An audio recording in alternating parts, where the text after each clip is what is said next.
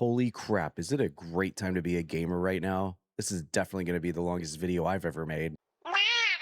Before we get to cracking on all 45 games featured on Summer Game Fest, I just want to quickly drop a shout out and some love down to my Patreon subscribers and supporters.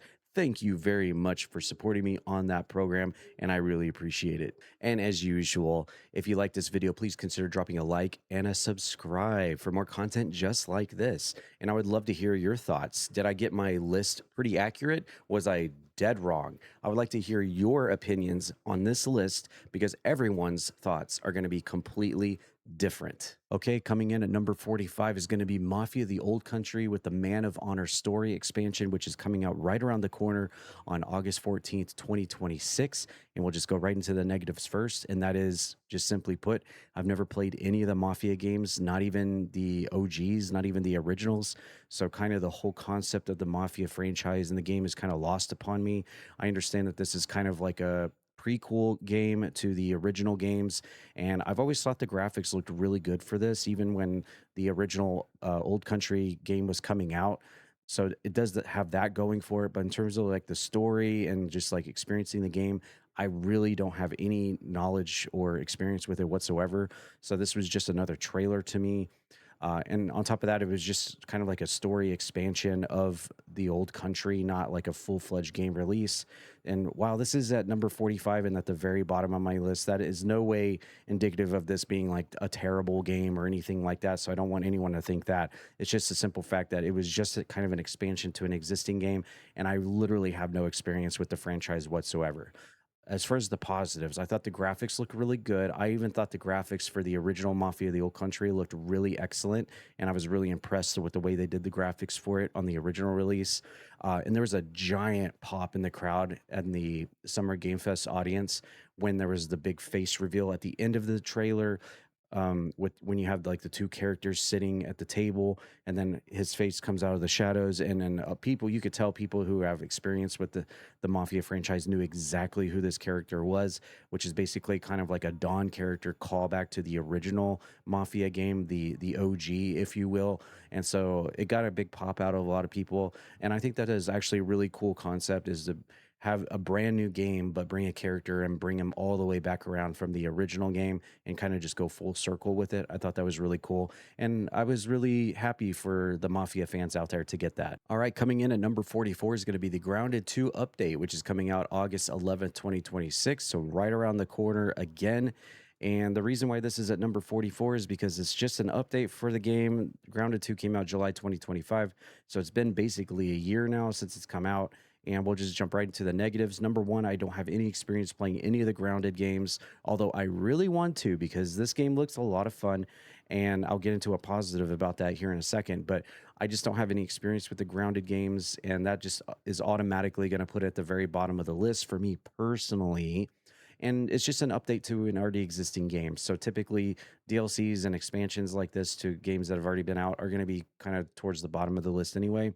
For the positives, I'll say I do love all the Jurassic Park references in this.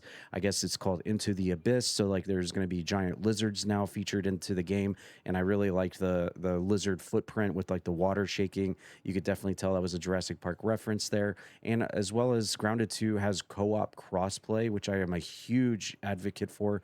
I love games with co-op, and especially if it has crossplay. So that is another huge positive. Why have we not played this yet? Okay, coming in at number 43 is going to be the Fortnite Runners Chapter 7 Season 3, which is out right now. And we'll just jump right into the negatives first. And there's so many seasons and chapters and everything since the origins of Fortnite. Does this warrant all the hype? Is this like going to be one of the good ones? How can you tell if you're a Fortnite casual? I'm sure if you play Fortnite a lot and you're just on there logged in every day, you can probably tell if one's going to be kind of good and one's going to be kind of bad. But if you're a casual watching these Summer Game Fest shows like this and you just kind of play Fortnite occasionally, how do you know if this is actually going to be a good season or a bad season, or is this one to actually really play and spend some time on, or do you just skip this one and wait for the next one? You don't really know that. All the time, Fortnite looks really epic with all the different characters that they include. Of course, they got all the licenses for just about anything you can think of in pop culture, so that always makes it look really enticing to come back and play, but you just never really know. And is it just par for the course for Fortnite? Is it just another chapter, another season?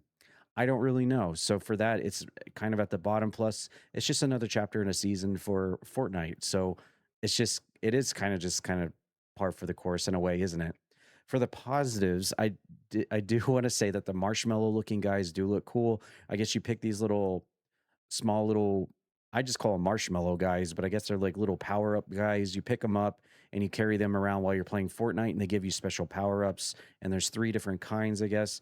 And then there's so many characters from pop culture featured in this trailer that, again, I've already touched that, but we know Fortnite as being like the be all end all when it comes to bringing everything together when it comes to movies, video games, pop culture, real world events, sports, whatever. It's probably in Fortnite to the point where instead of Laura Croft, it's for a lot of the younger video game base out there, it's oh, Tomb Raider, that's that female character, that's that girl from Fortnite that I saw the other day. Yeah. Okay, coming in at number 42 is going to be the Street Fighter 6 Year 4 update, which came out June 5th. So, right around the time Summer Game Fest was actually going on. So, that can be a good plus for a lot of Street Fighter fans out there. And we'll just jump right into the negatives first, like we have been doing. Do the characters warrant the expansion? The roster of Street Fighter is constantly growing, and we have even more characters now added to the list. And we actually have a brand new character from another video game franchise now also added, which was huge. And it got, to be fair, it garnered a really big pop from the crowd there in the building at Summer Game Fest. And for those that don't know, it was Tifa from Final Fantasy VII, and she has now added the Street Fighter, which I added as a negative. Is like, does Tifa really fit into the Street Fighter roster? I could see the argument for yes and no on this because she does fight and she does punch and kick in Final Fantasy VII. So what more could you want for in a Street Fighter game than punching and kicking? So I guess in that matter, she does kind of fit into the Street Fighter universe. But it's just kind of weird to think about a Final Fantasy character in Street Fighter.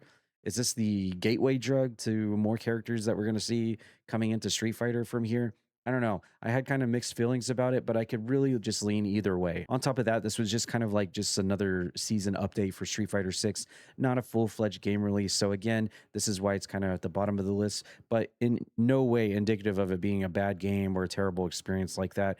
And on top of that, I just have never played Street Fighter 6. So again, that's another big negative for it right here. But we'll go into the positives. The fact that they revealed Yasmin, Arjun, and Bosch to the roster, and of course Tifa was the big one, just more characters added to the game. And I've played my fair share of fighting games in the past, and I'm always a huge proponent towards adding more characters. Let's stack it up, baby. I don't know why every Mortal Kombat and Street Fighter just doesn't have every single existing character on the game every single game. Why do we limit ourselves to only having a few, and then we have to wait 6 years for the next guy to come back again or make a triumphant return after we haven't seen them for 4 games? Why don't we just throw them all into the same game every single game? That's what I say, but I'm sure there's reasons for it. But yeah, positive. You're always going to get a big positive when you add more characters to a fighting game like this, more selection, more variety, and more ways to tackle the game and find your favorites when you're playing online or against the computer. Okay, coming in at number 41 is going to be the Power World 1.0 release update. The game has been in early access all this time, and they finally dropped the hammer, and they're going to bring us out the 1.0 update finally. And we'll go right into the negatives first. Is the fact that I haven't played Power World since the first original 1000 gamer score era of Power World. Of course, they've been dropping updates and all this other side content and stuff throughout the years while being under early access and adding a bunch more achievements in the process. And it's kind of lost me since that original 1000 gamer score era, if you will, on the Xbox. So that's going to be an automatic negative for it because I just haven't really dove into Power World since the original concept and the original release. And then all of the extra achievements is another negative for me personally, being a massive achievement hunter on the Xbox.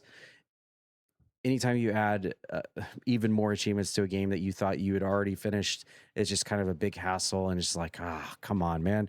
I just went through all the hassle of getting all the achievements. And now a year later, you're adding another bundle of achievements. Come on. So those are like two big negatives for me on that.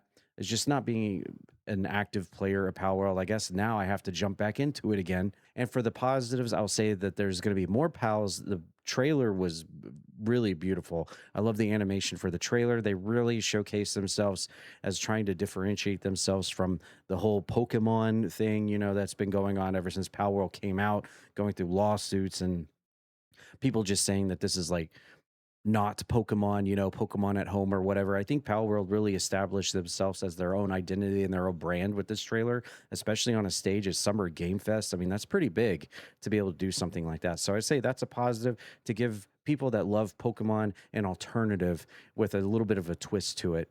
And then the cute pals that you see in the trailer as well really makes you really care about the pals that you do see. Obviously, Pokemon hits this a lot of the time.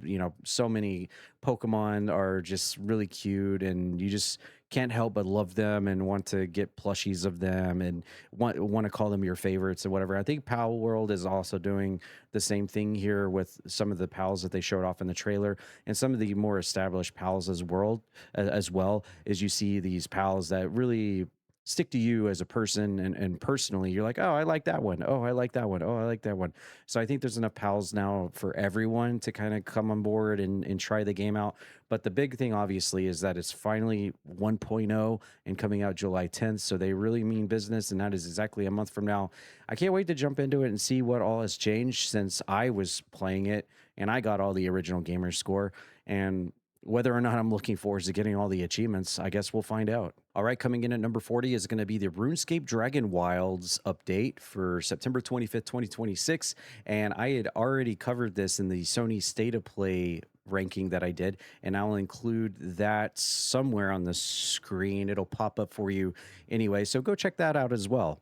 But I'll go into the negatives, and these are kind of the same as I said in the Sony State of Play ranking listing I did, is that RuneScape Dragon Wilds has already been out since April 15th, 2025. So it's already been out for a year now, over a year now. So that's automatically going to be kind of lower on the list for me as compared to like a brand new AAA game release towards the top of the list we're going to see here.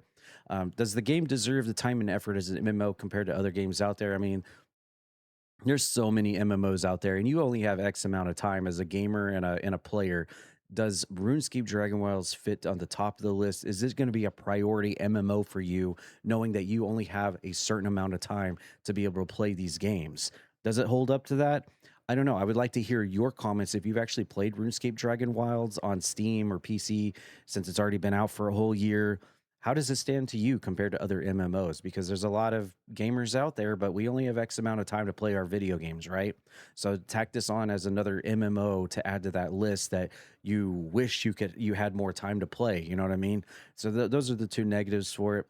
And the positives for this, after watching this trailer for the second time over the weekend, is the fact that the new age RuneScape sounds fun with friends. I mean, everybody that has been around in the gaming for a while, that was around the original RuneScape era, always has a story to tell about the original RuneScape. And I mean, for me personally, I remember going to the cooking tower and just cooking lobbies all day long and then trying to turn around and sell them at a profit.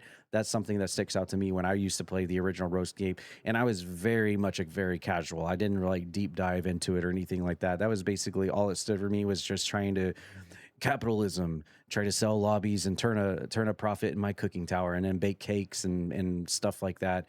But that's a kind of a personal story for me. But everyone, all of us out there probably has a story from the original RuneScape. And this being like a kind of a new age RuneScape, you can have more stories to tell and relive those old memories from the original game. So that's just the nostalgia factor, I guess, is a positive for this, to be able to do this in the current age in 2026 with your friends and experience RuneScape all over again with today's technology and graphics. So I mean, that's definitely got it going for it. But the fact that it's already been out for over a year now on PC, and they're just like basically shilling this for the PS5 and other consoles. And while exciting for old school RuneScape fans, I mean, for PC players, this is kind of like, yeah, I've been playing this already. Okay, coming in at number 39 is going to be the Aeon 2 MMO trailer that we got during Summer Game Fest. It's scheduled for a September 2026 release, just like everything else, it seems. And that actually goes right into one of the negatives for this game, is that not only is it yet another September release, thanks GTA 6, but it's also an MMO game. So it's kind of got a double-edged negative going against it here. Is not only is it going to be just in this jam-packed crowd of games all releasing, trying to come out before GTA 6, but it's also an MMO, so it's a time sync game. So I don't know. I mean, unless you're a big fan of the Ion original Ion game, then probably you're super excited about this and getting the new game and the next generation of that franchise and everything. But if you're kind of a casual to this, like I am, and you never played Ion, which again is another negative to this because I've just never really have any experience with Ion, then you're just going to be like, "But there's so many other games out there, especially at a time where everything's trying to get their stuff in before GTA 6." So it's just got a whole bunch of negatives for me on this. But because it is a sequel to the existing MMO and it does seem like it's going to be a brand new, like, second game to it, that's why it's a little bit higher than all the other games at the bottom of our list here. But in terms of the positives, I'll say the graphics in the trailer looked really neat, really cool. The creatures in the world seems very immersive, very cool. I really was a fan of the graphics and how everything looked in the atmosphere. All the different colors, the vibrancy in the trailer of all the different landscapes and the horizons and stuff was really cool as well. It really made you really want to just dive into the game and really try it out and just experience that as a player and a gamer. And of course, then the trailer they build is a very large world. I believe they made this like way larger than the original Ion, which, those kind of claims are always good and always a positive for those players out there that experience the original game and just want more bang for their buck for an Aeon for an MMO like this. So those are all positives and good pluses to have. And I really hope that this game really takes off. And if I have some time with all the other games coming out during the latter part of this year, I would like to actually try out Ion because I've heard a lot of things about it, and I just have never had a chance to really dive in and really have a chance to play it at all. But the second one looks really cool, and I am actually kind of looking at an MMO to just like full immersive like dive into. So would Ion 2 be a good start for me if you've played Ion, the original one, and you've been following this whole franchise with the second game coming out in September? Let me know in the comments. Is Ion 2, do you think that's a good fit for me to jump into an MMO out of nowhere? Okay, coming in at number 38 is going to be the Monster Hunter Wilds expansion Ascendance coming out next year, 2027. And I feel like I might get a little bit of flack for putting this at number 38 because I know there's a lot of Monster Hunter fans out there that are probably eagerly anticipating this, but hear me out for a second. First of all, negatives are just like a lot of the negatives for a lot of the games down here at the bottom part of the list. I've just never played this game. I've never had a chance to really dive into Monster Hunter Wilds or check it out. And again, this is just an expansion to the base game, so it's not like a full-fledged game release. So that as well is yet another reason why it's here at number 38. And another thing I noticed while watching the Summer Game Fest, and you might have noticed this as well if you watched it, was the fact that there wasn't a whole lot of clapping or appreciation from the crowd when this trailer was going. Maybe the volume of the trailer was just too loud and it like kind of overwrote the sound of the crowd and the ambience of the people in the building. But I didn't hear a whole lot of like really big applause or ovation for this game. I don't know if people had just gotten overloaded by a trailer before it or were distracted by something else in the building, but I was really caught off guard by the lack of like people that were clapping. It felt like it sounded like there were only like seven people in the whole building that were like clapping after they saw the trailer for this. So while I'm not really holding that as a negative for it, it's just kind of more of like a side note while I was watching the Summer Game Fest that I thought was interesting. But yeah, I haven't played Monster Hunter Wild, so I haven't had a chance to really dive in and see what this game's all about. So that's automatically going to put it at the bottom. And then, of course, it being an expansion, but in terms of the positives, the look of the dragons and the atmosphere look really cool. I think that this is like more of an emphasis on like more like flying things this time. There's lots of flying creatures, dragons, I guess you could call them. There's the trailer was just chock full of them. I mean, that wasn't the only thing, but definitely an emphasis on more flying type beasts and creatures you can go and ride around on and have battles with and go capture and hunt and everything like you would typically do in a Monster Hunter game. So that's kind of cool. I've always have felt like Monster Hunter games throughout all of the franchise, even though I haven't really played any of them, just through what I've seen and heard from friends and peers, that the designs of the monsters have always been really cool, and there's just so many different kinds. So I really feel like they tackled this with like the more flying type beast genre for this expansion. But yeah, hit me up in the comments. Is Monster Hunter Wilds, is it like a good one compared to the rest of the franchise? Because again, just like Ion and some of the other games on this list so far we've talked about, I've never really had a chance to really deep dive into this franchise. And I would love to figure out what game would be a good one to start off on. All right, number 37 is going to be Mortal Shell 2. The trailer for that, very short trailer, probably one of the shortest trailers on the entire Summer Game Fest, actually. And that was actually one of the negatives I had for this. And of course, the other one is that I've never played Mortal Shell. I never played the original. So again, this is just by proxy going to be towards the bottom of the list, but the trailer was like super extremely short. But they basically just announced that the open beta is now live now. So for all of you Mortal Shell fans out there, I hope you've been enjoying the experience. Let me know if you have, and if Mortal Shell 2 holds up to the original. Now, in terms of the positives, I will say that the open beta being live as soon as they announced the trailer was a nice touch. That's always a great thing when at the end of the trailer and you get hype for it, they immediately tell you like, oh, the demo is available now, or the open beta is now live. Go register to sign up now. So, I mean, that's obviously a big plus for fans out there looking forwards to the trailer. And of course, I thought the visuals looked really cool for Mortal Shell. This is yet another game that I'm like, why have I not played this before? But there wasn't really a whole lot to unpack on this, just because I have no experience with Mortal Shell, so I can't really bring anything more to the table on this. But other than a very super short trailer and just to announce that the open beta is now live, that's all I really have. And the reason that it's 37, a little bit higher on the list compared to the other stuff before this, is the fact that what I saw visually with like the trailer, the short amount that I did see, I thought looked really cool and I could definitely get behind. So coming in at number 36 is a game that says it's an extremely hard game. No, really, like that's the actual name of the title of the game is Egg Extremely Hard Game. I love that. That's great. July 24, 2026 release, and we'll just go right into the negatives first. Is this going to be like one of the same ilk of like Bennett Foddy or QWERTY or, Chained Together or stuff like Only Up, stuff like that, where it's like one wrong move and then you just lose like 15 minutes of time? Or is it actually going to be a game where you can plausibly defeat this without being like some sort of like Olympic gold medalist in platforming video games? That's the only thing I was wondering when I was seeing this trailer, is like, is this actually going to be actually doable for like a somewhat casual or maybe a more experienced gamer, or are only the truest of the true when it comes to patience and platforming going to be able to beat this game? So it didn't really clarify where this game sets, but with a game title like Extremely Hard Game, it makes you wonder like, what is this game going to be like? Now, in terms of the positives, I really like the fact that they threw in like the 4-player towards the middle half of the trailer, because up to that point, you only saw 2 geese, a male and a female geese, guiding this nest with the egg inside, and you're having to platform and jump and get from point A to point B without cracking the egg or making it fall down or whatever. And then I'm assuming, that's the end of the run. But then they threw the other 2 geese in and made it realize that, oh, you can play with not only with one other friend, but you have another team of geese. So it's like technically like 4-player co-op together. So I thought that was a really nice touch, and especially how they threw that into the trailer, like kind of halfway in to like just like throw it out of nowhere. I thought that was a neat touch.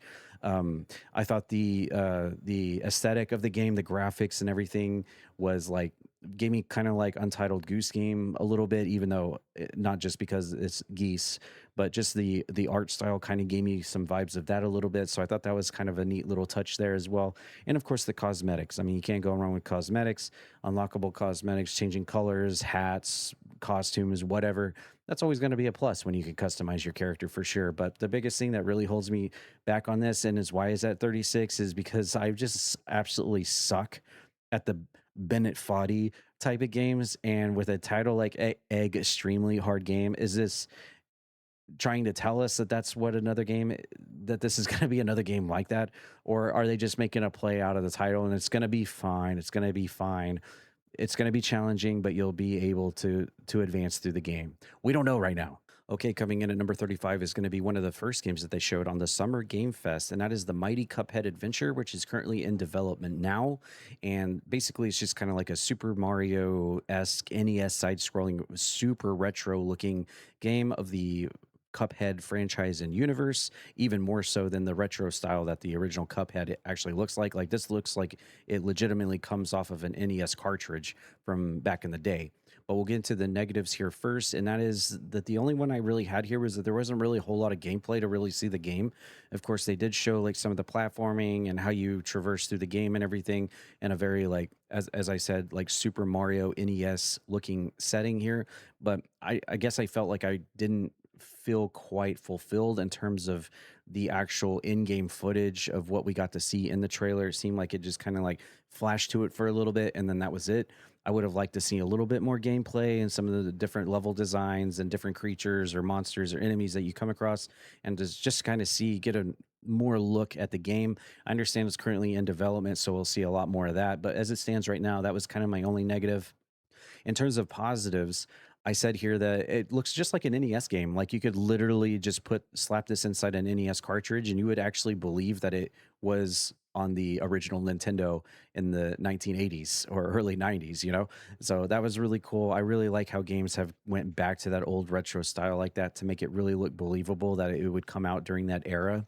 And of course, the entire structure of this announcement was built around kind of like a Muppet show with some really funny jokes in there and just kind of like set the tone for the entire summer game fest show as a whole, because this was again one of like the first segments on the entire show, not the first segment but it was like towards the beginning. So this was a good one to kind of place towards the beginning to kind of get everyone kind of settled in for what we were going to see. So I felt like the positioning of this trailer was at an appropriate moment for the entire show. And then they also announced that there's going to be a handmade Cuphead game coming out as well. They didn't really deep dive into that a whole lot, but yeah, there's a lot to eat right now when it comes to the Cuphead franchise. You got the side-scrolling NES looking game, and now like a handmade. I don't know if it's going to be like claymation or hand animation or what it's going to be, but they did announce another Cuphead game as well. So we got really two for the price of one on this. I mean, I've never really played the original Cuphead. I've heard how hard and difficult it is, but I have looked into wanting to play it in two-player co-op, which I've heard is actually even harder than playing it by yourself, but is definitely a challenge that has been on my list and something I really would like to do. All right, coming in at number 34, we've got Sand Raiders of Sophie, and we got the server slam happening right now after Summer Game Fest. And I'll just jump right into the negatives right now. And that is the fact that the trailer didn't really give a whole lot in terms of like, is this going to be story based? Is there an end game to this? Or is it just simply an MMO open world style game? We didn't really get really much clarification in terms of that. If, at least I didn't from what I saw in the trailer. I would really like to know if this is like a more story oriented game where you can actually defeat it, or is it just simply like, here's a sandbox, go play in it, and that's just another game to just drop your time sink into. So that was probably my biggest negative in this, but we'll go into the positives now. Is that it's a very much an open world Western desert aesthetic. Really cool to see just like open desert and stuff. And I know you're probably wondering, well, isn't that like what Dune is doing right now? But it does it actually kind of different. You can kind of definitely separate Dune Awakening from Sand Raiders of Sophie. You can definitely tell them apart. And while they both take place in just like an open, endless desert with like caverns and mountains and stuff, they do actually look different. So I do give it credit for that by not just completely copying off of the Dune everything right now that's going on. In fact, I also put a note here that while watching this trailer, it actually reminded me of that old Will Smith movie, Wild Wild West. Not only because of the desert, but because of like the robot, like steamboat looking things that you can design and you can fully customize and you ride those around and you have like robot battles out in the middle of the desert while you're riding these like spider looking things, and then you have all this different kind of like open world stuff that you can do in the game and everything. So yeah, I mean, it really kind of reminded me of Wild Wild West more than any of the Dune stuff that's happening right now. So because of that, I'll put it in the number 34 spot. It looks interesting, but I'd like to see a little bit more. And with the server slam happening right now, I mean, maybe that's an opportunity for me to jump in and kind of dive into it. Coming in at number 33 is going to be Attack on Titan 3 with a to be announced tag on it. So there's no release date or anything like that. And I was actually surprised that there was actually an Attack on Titan 1 and 2, to be honest, which goes to show just how knowledgeable I am about the Attack on Titan franchise. But in terms of negatives, I wouldn't say this is like a huge negative, just like any other rating that I do. But it seems to be a single player only game And I felt like you could have a co-op game here against all these giant behemoths, all these giant titans. I think it would work really well for a co-op game. I don't know if they've ever made a co-op game for the Attack on Titan franchise or any kind of video game, but I really feel like if ever there was a chance to be able to play it with a friend and take down these giant titans and colossi, this would be a perfect opportunity to take these things down with friends. I think it would be a great idea, but apparently this is just going to be a single player game. And again, I just don't really know anything about Attack on Titan as a franchise, as an anime, as a show, or previous video games. So that's automatically going to put it kind of down at the bottom of the list. In terms of the positives for this trailer that I saw, I thought the Titans looked really huge. Like the scale of them really made it seem like they are gigantic. So they put that point across as a filthy casual like I am to the franchise. I could tell that these things were absolutely huge. And it does look like there is fun combat against the monsters, the Titans. The combat was really like just very much like straight out of an anime. It looked really animated and really just like a fun time to be able to just button mash and just like take these giant monsters down. The music was really cool during the trailer. I thought it was like really, I could get into the music that was playing while the trailer was playing, and the combat looked really fluid and really fun. Like you could pick up a controller and just get right into it and just start knocking these giants down left and right. So I thought that looked really cool. But overall, at the end of the day, the fact that I just don't really have much knowledge on Attack on Titan is really just going to hold this back. And the fact that I haven't played the first two games either. In fact, I didn't even know that they existed. Okay, coming in at number 32 is going to be Stellar Blade Blood Rain, coming out June 2027. So about a year from now, as of they showed this on Summer Game Fest. And we'll just go right into the negatives first. I thought it was a little bit silly that this just woman was just punching and kicking these giant virus looking BOWs. Maybe it's just the Resident Evil in me, but I thought it was kind of silly that she was just using her normal fists and feet to like punch and kick these giant virus looking abominations. It wasn't until like kind of later in the trailer where she had this like fist pumper thing, and then she was using that to be able to attack the enemies, and maybe she gets other weapons or whatever. But maybe this is just the part of me that has never played the original Stellar Blade, so I don't know how it all works. But as an outsider, a casual to this game, I thought it was a little bit silly to see just a woman punching and kicking these giant virus looking monsters in the trailer to begin with. The other negative I had was the characters look super young. I don't know how young they're supposed to be portrayed as or how young they're supposed to be, but the faces and the characters look super young to me. I mean, that could be a negative or a positive, I guess, depending on how you play these characters out in the story and the plot and everything. But considering the next thing I'm going to talk about is all of the butt and the jiggle physics that we saw in this trailer, which I understand is also part of the big appeal from the original Stellar Blade as well. I would like to hope that maybe the characters may look young, but maybe not too young, if you know what I'm saying. So I don't know. Those kind of work hand in hand in terms of doing it right, doing it not right. I'm sure if it was like completely obvious, there would be an entire backlash about this. So maybe I'm just looking into this too much. But again, I'm coming at this as a like complete outsider and a complete casual when it comes to the Stellar Blade series. And I know in the original game with the other main character that we had in the original game, that was kind of like the biggest appeal was like all the jiggle physics and stuff you got to look at while playing through the game.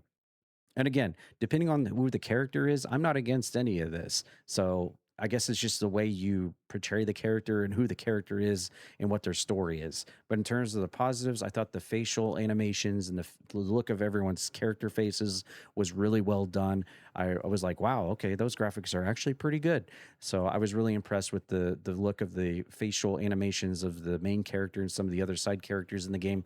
And I really like the vibrant sci-fi city that you got to see in this trailer. It looked very well, like a sci-fi city, lots of really ambient colors and everything. And I could really understand why you would want to just like kind of immerse yourself in this environment in this game. And I understand that this is a brand new lead character in this game compared to the original game. And so maybe like a completely different story here for this sequel coming out next year. But again, this is number 32 because I just have no experience with the original Stellar Blade. Again, another game I need to jump into. Coming in at number 31 is going to be Sword of Legends, which had a to be announced for the date for the game. They just wanted to show off the trailer here at Summer Game Fest, and we'll just jump right into the negatives.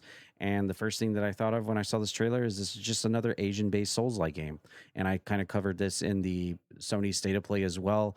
I think there's just so many of these out there now that it's really hard to kind of differentiate which ones are good, which ones are bad, which ones are kind of like just run of the mill.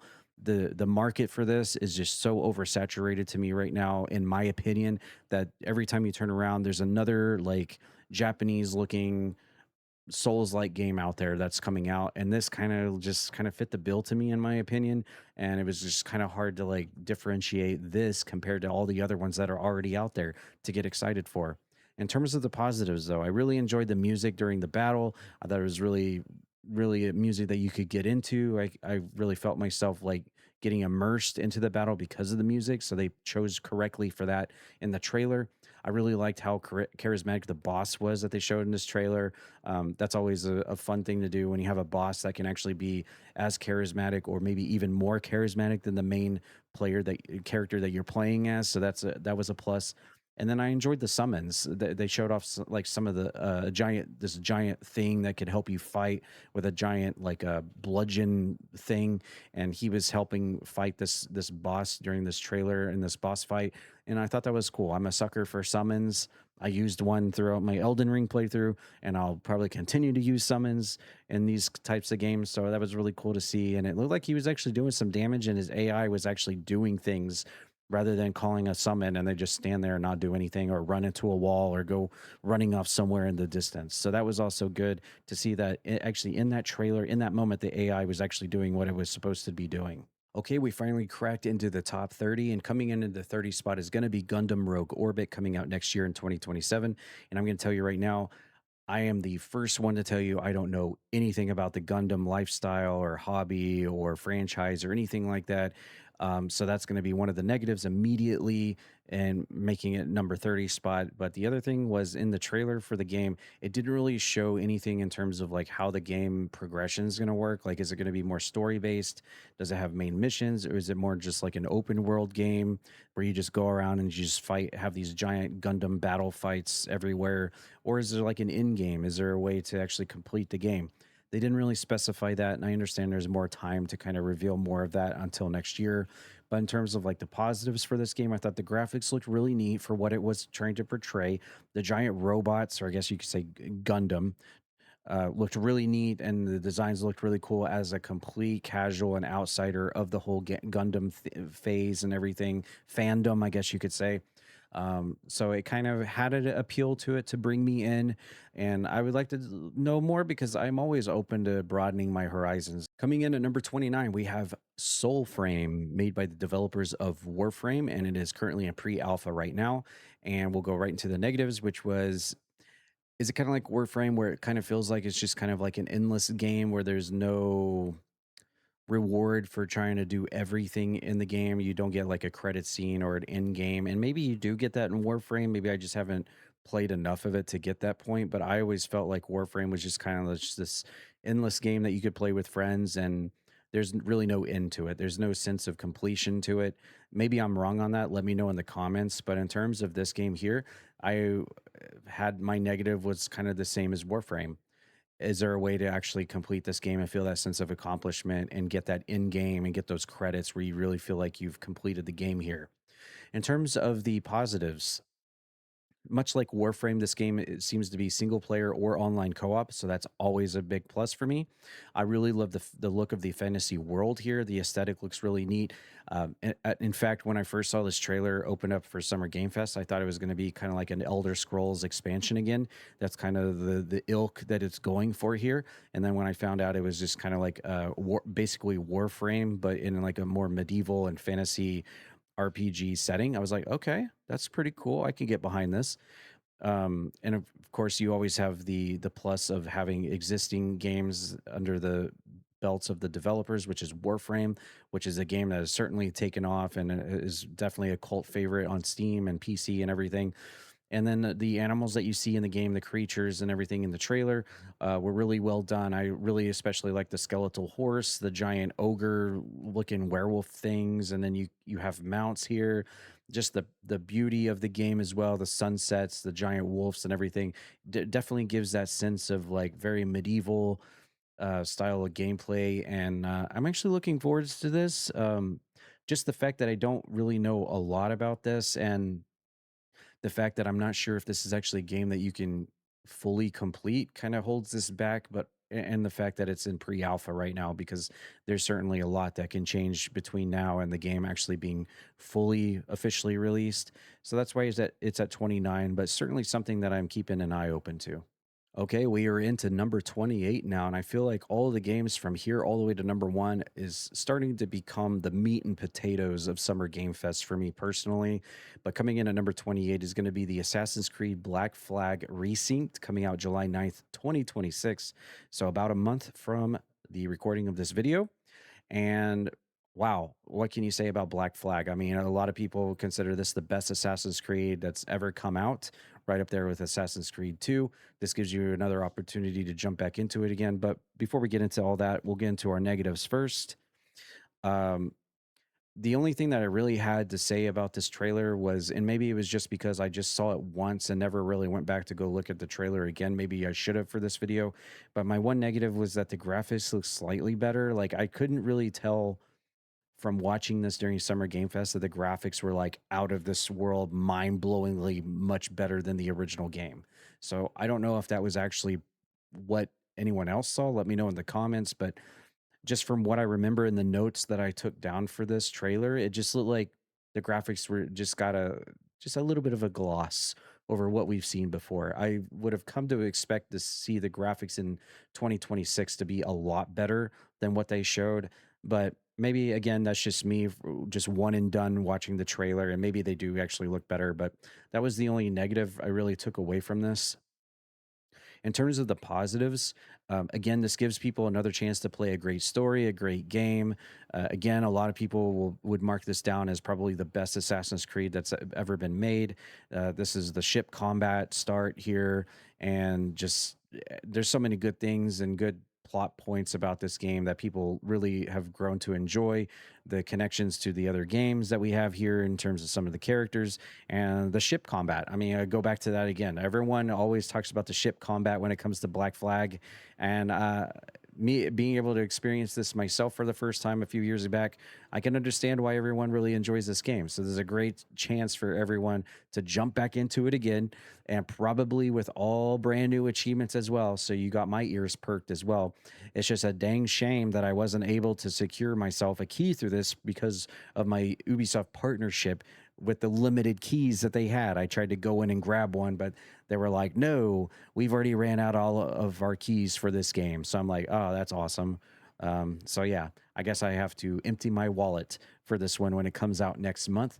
Of course, I'll be looking at those achievements first just to double make sure. But if there's a chance for you to be able to play Assassin's Creed Black Flag with better technology and I say slightly just a smidge better graphics, then I'm sure a lot of people are going to be coming back to this and playing it all over again just to experience that story. Coming in at number 27 is going to be Control Resonant. And this is another game that I featured over in the Sony State of Play list tier listing that I dropped. But this will be coming out September 24th, 2026. And I'll just go into the same positives and negatives I had over in that other State of Play tier list, and we'll go with negatives first. Is that is just a little bit too much mind fuckery for a casual like myself who has not played the first Control or Quantum Break or any of the related games, not even Alan Wake 2, to really dive into and really digest what's going on here. Like you just get all of these really weird like transformations and portals and just weird stuff going on in the game. And it just kind of leaves you if you're not just an absolute fan of this kind of like aesthetic. So if you've never played a Control game, you're just kind of left there going like, whoa, this is like trippy as hell and it looks cool, but I don't really know what's going on here. So I could see that as a negative.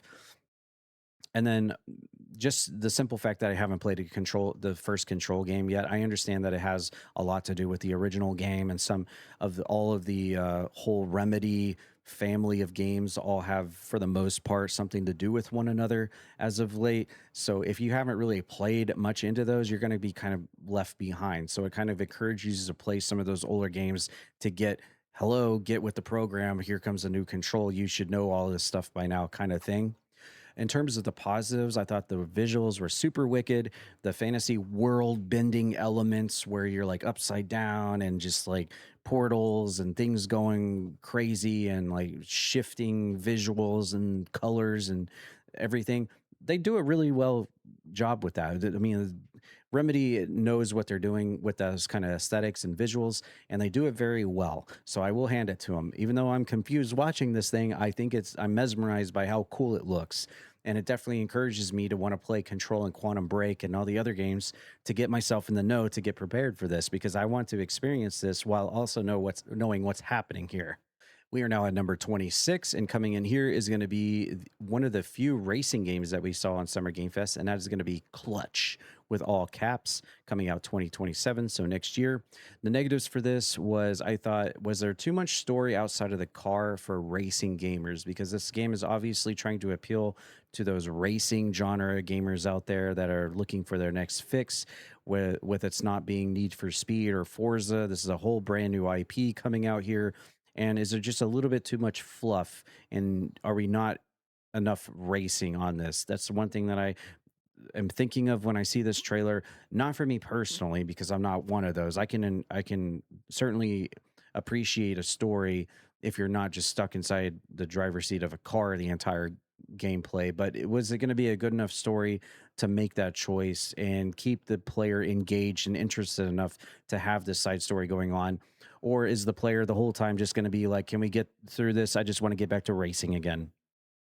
The other thing that I noticed is that is there a little bit too much Fast and Furious stuff because starting to see a little bit of a a pattern here in this trailer where just things are starting to escalate little by little, and then by the time you get to the trailer, you're starting to see some really weird Hollywood Fast and Furious stuff going on. And is this going to go a little bit too far out in the weeds for people that just want to play a really cool racing game? I don't know. I'm just mostly being devil's advocate on this. We'll see how it does. But in terms of the positives, I thought the graphics looked great for what it is, racing game. The graphics were really good for what I saw in the trailer. The landscapes were really nice, very pretty, very beautiful. And then I also put here as a positive that there's a story outside of the car. You're not just stuck in the driver's seat of the car and you're just going from race to race for the entire duration of the entire game. You actually have a chance to actually get to know these characters, your characters, the side characters through the story. You actually have a story developing on the side in and out of the car while you're doing these driving missions and doing all this driving stuff in the game. And I can see that being a hindrance and a positive for people that want to play these style of games. So I guess at the end of the day, it comes down to, do they do the story good enough to warrant to have all this extra, or should they have just nixed it and just stuck to the driving and the cool and explosive moments, I'll say. Okay, coming in at number 25, we have Sea of Remnants, which is coming out later this year in 2026. And we'll jump right into the negatives, which is it didn't really show a lot of in game stuff to really satiate my thirst for what I wanted in this game. I would have liked to seen a little bit more meat on the bone for this, considering how open world and it being like Seven Seas, pirate life kind of game that this is going to be. Would have liked to seen just a little bit more in the trailer. So that would have been nice. And of course, it only being a single player experience kind of brings it down a little bit. I know you can have a great and just a wonderful single player experiences in games like this, but anytime you go sailing in a ship and going sailing the seven seas and going exploring all these different fun locations and having that sense of mystery and adventure, you're always open to have the ability to play with a friend or maybe more than one friend. So there's always that. Not that it really brings it down a whole lot, but having a single player adventure, I guess, puts more emphasis on one of the things that I'm going to talk about as a positive a little bit later. But going into the positives, I really thought the music for the trailer was really fun. I could really get behind it. Not that that has a whole lot of bearing to do with the game itself, but in terms of like presentation for the trailer, I'll give it points for that. And then going to that positive that I was going to talk about, apparently there are a ton of companion characters that you can come across in this game, which is I am assuming the reason why it has a single player function instead of multiplayer is that you can meet up with all these different companion characters and maybe recruit them to go on your journey. And that means every experience you have in this game from start to finish is always going to be a different experience because there are so many different companions you can choose from to have you join your ship's crew and go out and enjoy this game. So I think that's kind of a really cool feature there to make up for the lack of being not being able to play with any friends.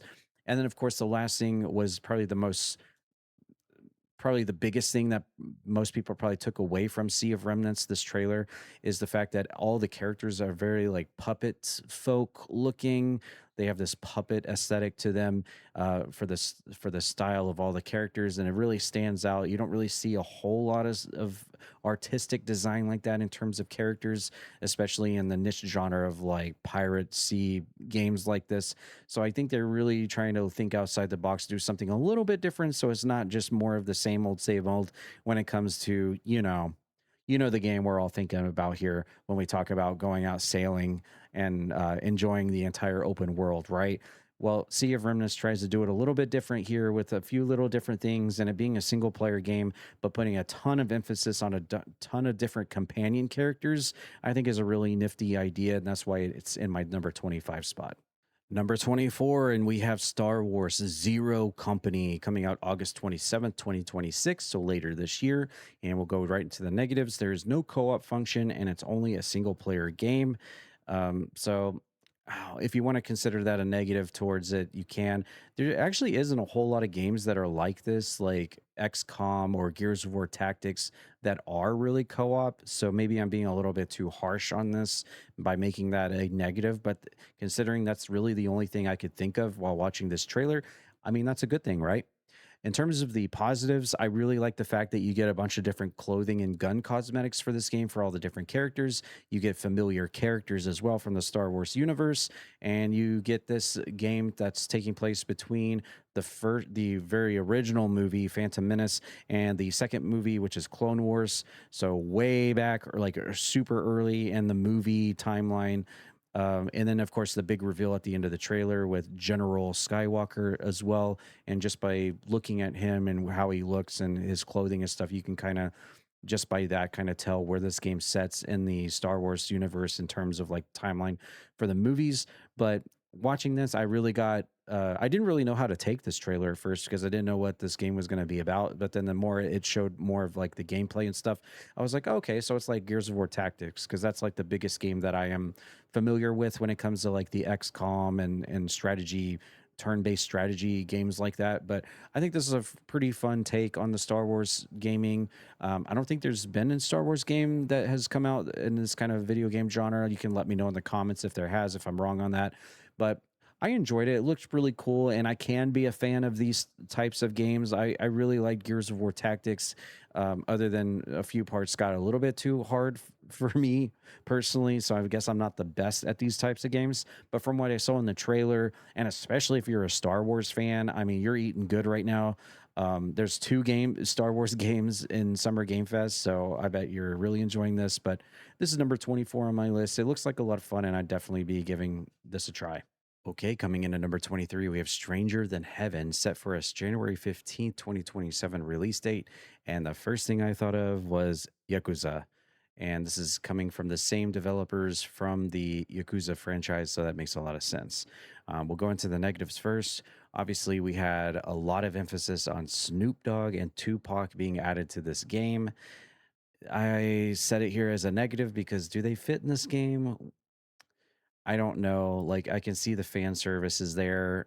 Lots of people probably super excited to check out Snoop Dogg and Tupac, specifically Tupac in a video game in a Yakuza setting like this. I could see it being good or bad, I guess, from an outsider perspective. Um, I don't know. I really am impartial to this. I said it as a negative, but I guess it's not really necessarily a negative, more like a neutral. Um, are they just trying to throw in some familiar faces to try to get a few more people interested in the game? Or are they actually going to fit into the story and the plot of the game, and feel like they're a right fit for what the game's story is trying to tell? Are they just going to be side characters that you just randomly meet, like as a one off in a random cutscene, or are they going to be more prominent roles in the game? I don't know about this. You never know what to expect in a campaign like this, advertising campaign before a game comes out until you actually play it. So that's why I'm a little reluctant to like be a little bit too harsh on this as a negative. But I mean, at the end of the day, I mean, it is cool to see familiar, popular characters, people, I should say, in your video games. Like, oh, there's Snoop Dogg right over there. I can just talk to him. Oh, there's Tupac right over there. I can just talk to him too. So, I mean, I can see the good and the bad on this. So, I guess that was more of a neutral. The biggest negative I have, probably even more so than that, is this game going to actually hold up to the other games in the Yakuza franchise? This is obviously a game called Stranger Than Heaven, so it does not have the Yakuza billing on it. So it's already going to lose a little bit of notoriety because of that, unless people are just in the know on it and know that it is part of the developing team that made the Yakuza games. But is this going to sell good without the Yakuza name in the title? Is what I'm more or less trying to get at. So I had that as a negative, but I think most of those are probably more neutrals. But in terms of the positives, I thought the graphics looked okay. The faces of Snoop Dogg and Tupac, you could tell who they were. I loved the cutscenes that they played in this trailer, where it's mostly like taking place in a Yakuza like bathhouse, and you see all these just naked Yakuza dudes in the bath and with all the tattoos, and they're just covered from like head to toe with the Yakuza tattoos and stuff. It really gave that ambience of like, okay, we're in this thing now. We're in this world here, and there are Yakuza members everywhere. So while it's not called a Yakuza game in the game title, we are certainly in the middle of it. And I can't wait to see what they do with this. Of course, it's coming out in about 6 months from the recording of this video. So not a whole lot of time left, but coming from the Yakuza developers, I'm sure it's going to be very story heavy and a really fun experience for those of you out there looking for something else extra on top of your Yakuza games. Okay, next up at number 22, we have Hot Wheels Infinite Rush coming out September 24th, 2026. And this is our second racing game on our list here, only in a Hot Wheels fashion. And we'll go straight into negatives. Is there an end game, or is it just mindless fun? And my other negative that I had for this game was, does Fortnite just do this already? Does Fortnite do this better already? Obviously, there is racing mini games that you can do in Fortnite. Can you just make your own Hot Wheels and just do what this game is trying to do in Fortnite right now, and without having to buy this game? Those were probably my two negatives for this. If it kind of explained that there is actually an in game, a campaign where you can actually finish the game and get that sense of accomplishment, like I love to have personally in games like this, then yeah, this would be a little bit higher up on the list. Or is it just like, hey, everyone, let's just race around with our Heart Wheels and just have some mindless fun in a bunch of different mini games? It didn't really clarify that, so therefore that's why it's in the 22 spot. But in terms of positives, I really enjoyed the fact that you can play with your friends. It's very much cross-play, so that's a huge plus there as well. You can build your own track, and it also build world racing fun. So there apparently is like an open world where you can drive around. You can have your own custom tracks that you can build in the game, which is super cool. The cross-play feature is always a huge plus with me, being able to play with your friends online and just race around in your little Hot Wheels all over the place and do whatever you want to do. It just sounds like a really fun, low key, really vibe kind of a night. It's just like a cozy night out with the friends playing some Hot Wheels. And I know that sounds really weird, me saying that. I feel weird that saying that, but if you watch the trailer, you'll understand what I mean. It just looks like it would be a really fun, just low key, laid back night to just drive around and just do whatever you want with all your friends in Hot Wheels. Coming in at the 21 spot, we have 1666 Amsterdam with a to be announced date for this game. And this was apparently a game that is being developed by the original creator of the first ever Assassin's Creed. And this has taken him several years to get through this and finally have enough under the belt, under the hood, to be able to show it off during Summer Game Fest. So that was kind of exciting to hear about that. We'll jump into the negatives first, which is you've just got this really weird witchcraftian control looking I say here mindfucky combat, which it shows. where like you have these brilliant red flashing lights, and the combat just it doesn't really like kind of deep dive into what the combat kind of is. Is it more turn based? Is it more like a Souls like? Is it just button mashing? It doesn't really explain that a whole lot. It just kind of shows you in like very quick glimpses of what the combat's like. Um, and speaking of, I actually played the prologue demo of this, which is up on my YouTube right now as well. But there is no combat in the prologue demo. You're basically just doing some detective work, and it's just kind of like a plot dump, a lore dump on you in this prologue to kind of explain a little bit for the big game that is coming out, which is to be announced.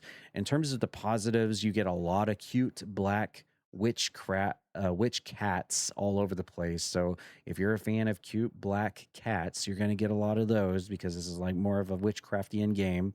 You get the witchcraft kind of story set in the 1600s. You got investigate during the day, combat during the night. So I guess you switch between the current day character from like the 90s.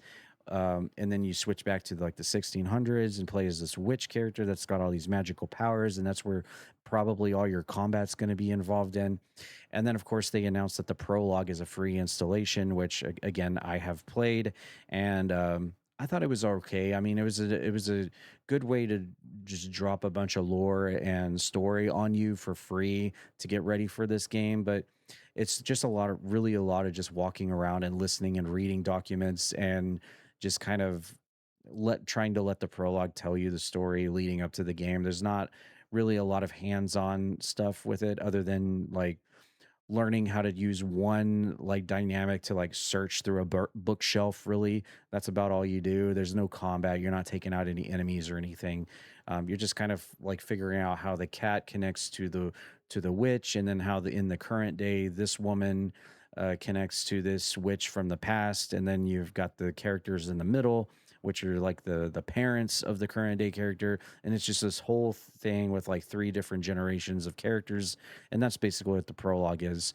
Now, this is to be fair, to be announced, so there isn't an official date on this. So I'm sure there's going to be a lot more in-depth news and content for this game to come out. So maybe I'm judging this a little harshly, but from what I've seen and what I've played so far, I can dig it, and this is certainly on my list. I'm looking forward to seeing what more comes out for this game, because I do like the aesthetic of being like in the 1600s. You've got the witch kind of setting and the theme going on here, and but more importantly, I'm really curious how the combat is going to be, because that's really going to dictate whether I really like this game or not.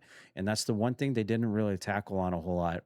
Again, you see glimpses of the combat through like cutscenes and stuff, but it's very quick, very short, and it doesn't really tell you like what you're exactly doing in the combat. I thought I saw like maybe turn based, maybe like RNG based. I'm not really sure, but if I could see what the combat was, or maybe they gave you a little bit of a combat kind of section in the free prologue, then this might be higher up on my list, or maybe lower on my list. But as it stands right now, it is sitting at 21. Okay, we've made it to the top 20, and coming in that 20 spot is going to be Virtua Fighter Crossroads, coming out next year in 2027. And my big negatives on this trailer, as well as it's kind of a reoccurring theme, is that is this going to be a more story based kind of game? Is there an end game to it? Can you actually complete the game? And I think I can kind of answer my own questions, considering it started off and originated as a Virtua Fighter game from in the back in the good old days of fighting games, where it's very limited, where you just go from battle to battle of the ilk of like Street Fighter, Mortal Kombat, and Tekken, which it probably is a capability to beat the game because the older games were like this. But I guess it goes to show that what they showed off in the trailer was just a lot more of not really just being from battle to battle. This is very much like outside of the realm of just going head to head, head to head, head to head. There is a lot of extra going on in this trailer where you're like running, and it almost gave me kind of like a final fight kind of vibe, where it's more like instead of just going from fight to fight to fight, there's a lot of extra in between, and you're traveling from here to there and going through these different areas and everything to get and progress through the story of the game. So while I did have this as a negative, is this more of a story based game? Is there an end game to this? I think I might be able to answer my own question with that, but it just didn't really completely clarify that. But in terms of positives, I thought that the new age story based fighting game was really cool idea. Like I said, it kind of gave like a final fight kind of vibe to it, but it takes it one step further. Like instead of just going from fight to fight, like I said, there's like you might do a fight and then you continue the story, and there's a lot of extra in between where your character does just a lot of everything else, and then you end up in another fight, or maybe you end up in surrounded by a bunch of guys and you have to fight all of them. So they definitely thought outside of the box for this virtual fighter game, which I thought was a really nifty idea, where they could have just kind of replicated the same stuff in the past with all the other virtual fighter games we've had in the past, and the old classic fighting games where it's just like battle to battle to battle to battle. They really tried to make this a more um, user experience kind of game where you just kind of like do a bunch more, and then the fighting is kind of wrapped around the story that it's trying to tell. So I think at the end of the day, what I'm trying to say here is I wish they would have kind of explained and kind of dove a little bit more into what the game is actually like, between the relevance of like doing the fighting, which you would come to expect from a virtua fighter game, with all the extra stuff that they showed off in the trailer. Like how did the two elements relate into a experience playing this game? And just watching the trailer for the first time that I did during Summer Game Fest, I felt like I was a little bit confused in that regard. But I am certainly interested in this, and I really like the idea that they're going with on this, and I will definitely be keeping my eyes peeled on it. Okay, coming in at number 19 is going to be the Dead by Daylight 10th anniversary announcement that they've unveiled in the middle of Summer Game Fest. That's coming up on June 14th, which is about 4 days away from the recording of this video at 8 Eastern, 7 Central, which is my time. And for negatives on this, I said maybe it was a too much of a cryptic message. And what does the birthday mean? Obviously, it's the 10-year anniversary of DBD, but what does it entail? They didn't really give away a whole lot. They just said, "You are invited, come watch." And that was about it. And they played a little video that had a bunch of different Easter eggs and homages to some of the original characters, and a lot of people could really easily recognize that and probably get really excited, because the DBD community is very hardcore when it comes to their lore and their characters and everything. So I can imagine a lot of people were super excited about it. But overall, what does it mean? You don't obviously want to give away too much, because then you ruin the surprise. But if you don't give away enough, then you leave people with high expectations, and maybe that turns against them. In terms of positives, I said the creepy visuals and the voice acting was really cool, and the references to all the characters. Of course, if you're a DBD fan, you probably were not expecting anything like this. Maybe you were, because you know it's the 10th anniversary of the game. But if you weren't, then this probably got a big pop out of you. If you play DBD a lot, I certainly wasn't expecting anything like this, and I'm kind of more of like a casual gamer. But I got excited when I saw this, because it didn't really tell you what to expect, and kind of just left you hanging and just said, "You're invited, come watch." So it kind of leaves you imagining what it could possibly be. Now, I've seen reports where people have said that it's probably going to be like a physical release of the game of some sort, and like maybe some action figures and um, some like physical stuff for the game that will be coming out, maybe a physical store of some sort for DVD. So that's kind of cool, and I'm looking forward to seeing what all that is about. I'm certainly going to tune in and see what all the commotion was about. And if it happens to be nothing but a nothing burger, then I guess I owe all of you an apology for putting this here at the number 19 spot. I guess we'll find out in about 4 days, won't we? Coming in at number 18, we have Lords of the Fallen 2, which is coming soon. There's not a date on it right now. And one of the biggest negatives I have here is it's just another Souls like added to the queue. There's already a big genre of this game type here with all the From Software games, and that's just From Software by themselves. That's not including any of the other games that we have in this genre niche type. And now we have Lords of the Fallen. Obviously, I've never played Lords of the Fallen 1, the original, or the remake slash remaster. And now we have a second one coming out. So that's automatically going to place it kind of a little bit lower, because I have no experience with Lords of the Fallen. And when it comes out, will it stand out? Does it stand to be heralded on the same level as any of the From Software games? If you have experience with Lords of the Fallen, let me know in the comments. Is it on the par as From Software? Because as it stands right now, I don't really know. And are you going to be lost if you jump into this game and you haven't played the OG or the reboot game as well? Is it just going to be an easy just jump right in into the experience for this second game coming out, or do you have to have a little bit of knowledge base behind some of the two previous games before this to really get a grasp of what's going on? Now, in terms of the positives, I thought the graphics and the designs look really cool. The combat seems really fluid. Environment looks great. Everything else about the game and the trailer looked really good and something that I would actually really be a fan of. I'm actually not sure why I haven't really dabbled into Lords of the Fallen as it stands now, because this seems like a game that I would really like. So, if anything, watching this during Summer Game Fest just made me realize that, man, I really need to jump into Lords of the Fallen and actually give this game a try, because why have I not? This looks like something that I would really, really thoroughly enjoy. And actually, it would be a lot higher up on my list had I have had experience with Lords of the Fallen, the original or the remake, reboot, whatever you want to call it. It would certainly be a lot higher up on this list, just based on what I saw visually in the trailer that it had provided. Okay, coming in at the number 17 spot, we have Guild Wars 3, which is to be announced. No date currently set for it. And right out of the gate, I'm just going to say one of my biggest negatives is, are there too many MMOs out there? Us as gamers, as players, we only have X amount of time to be able to play video games. And with this being the third in the Guild Wars trilogy, what makes it stand out compared to the first two or any other MMOs out there currently right now anyway? It's got to really have to differentiate itself and really stand apart from anything else that's out there in the MMO world, because it's not like we have all day long to play video games, right? Another negative I said is it going to be microtransaction overload? We know Guild Wars isn't really known for its subscription based platform for MMOs, so they've got to rely on other means to try to make a little bit of a profit for all the time and development that they put into this game and all the expansions and add-ons and stuff. So is it going to be full of microtransactions? Some people may like these, some people might not. And of course, the other negative I had on this trailer was that I haven't really played Guild Wars 1 or 2. I kind of dabbled in Guild Wars 1 a little bit way back in the very origins of the original game. But since then, I haven't really looked back again because, again, I've only got X amount of hours in the day. And at the end of the day, Guild Wars 1 just wasn't to me worth the time sink that I could be playing a lot of other stuff in. And that's generally the biggest thing that you're going to get out of MMOs is get us as gamers and players deciding whether we want to spend all this time in this MMO or spend our time playing the game, any other game out there in the same amount of time. And so that's something you're going to run into with any kind of MMO, whether it's Guild Wars 3 or otherwise. The last negative I had is I noticed that it's only going to be on PC and PS5.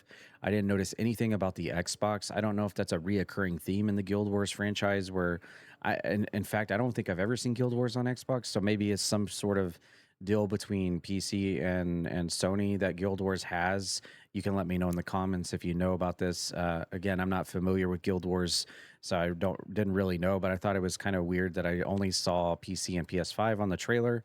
In terms of the positives, I really like the visuals for this. It was very pretty, very beautiful landscapes, and it really gives a sense of worldly adventure in the trailer. They did a good job of portraying this open world where you can go and explore all these different landscapes and atmospheres and just go anywhere your heart desires. It really gave a really big sense of just like going out and exploring and deep diving into this world and just losing yourself into this very pretty and beautiful world that is waiting to be explored.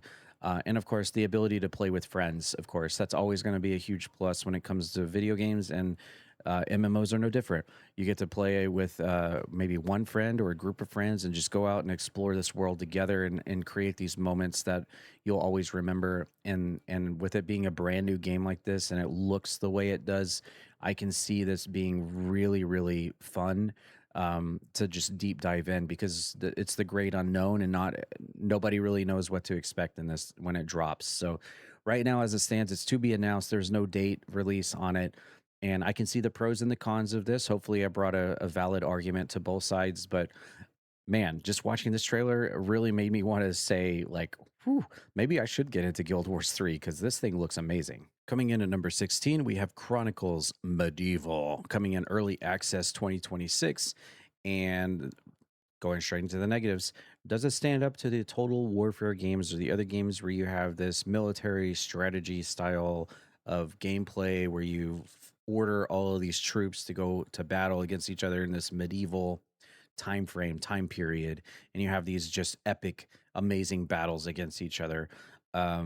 Again, this is another franchise and also another genre that I don't really have a lot of experience in, so I couldn't tell you just by looking at this trailer if this is going to be super good or just like another run of the mill military strategy style game like this. But from an outsider standpoint, I thought it looked really cool. And that will lead us into our positives, which is the online co op sounds fun against the CPU. That was the first thing I thought of was like, whoa, I can actually play with my friends and we can beat up the computer and just have these epic giant battles on this warfield against one another and just go straight for the computer and knock it out together.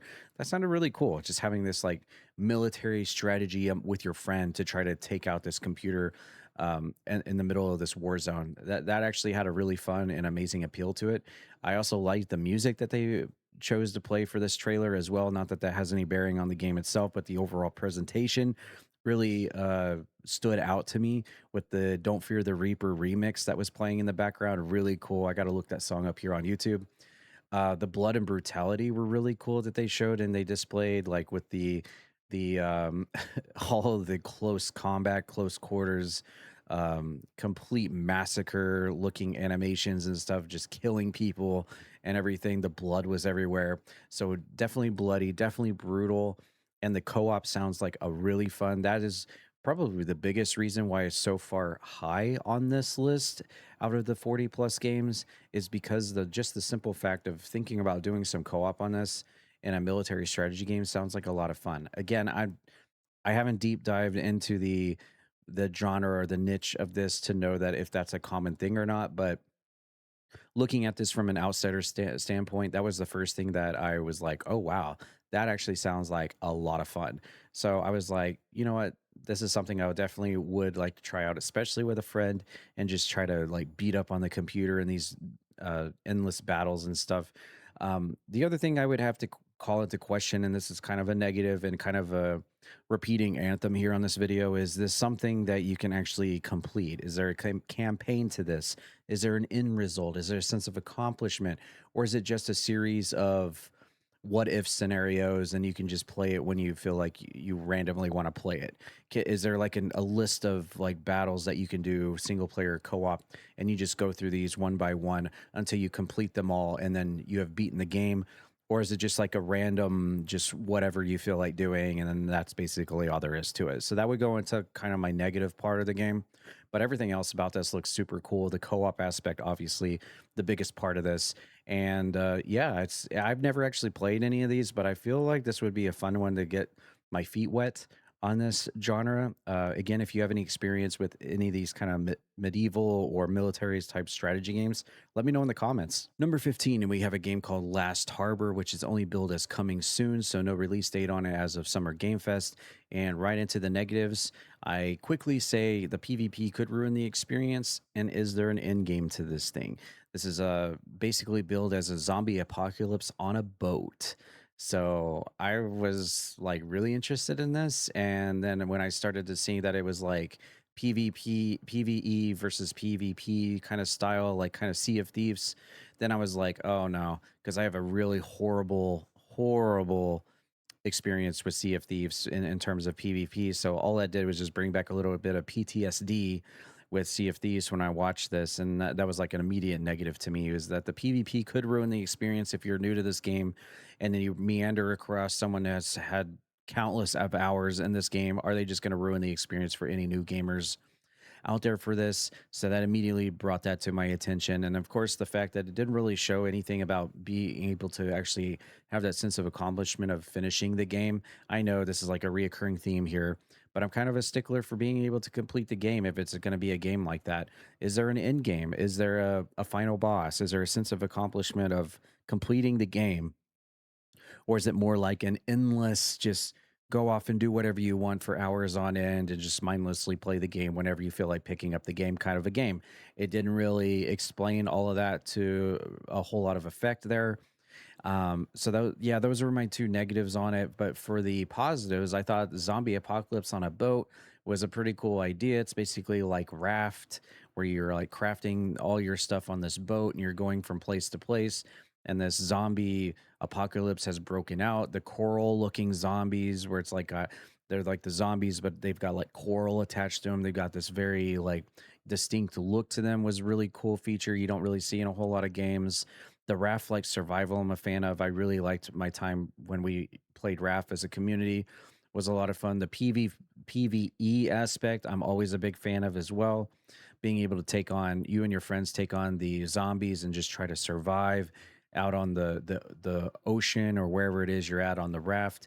And I also put on here that's kind of like raft meets the forest, really, because in a lot of the trailer you're just sailing around on this giant um, raft, I guess you could say, and you're just building and trying to survive out on the water. But at some point, you're going to have to beach this thing, go onto land, and try to scavenge for resources and items and food and water and stuff like that. And you're going to have to confront these zombie coral zombies that have overrun the game. So you have to work together to scavenge supplies and really make it out and be able to survive in this type of game experience. So everything sounds very good to me on this. I really had a fun time watching this trailer. I can't wait for more information on this because as I said, it's still listed as coming soon.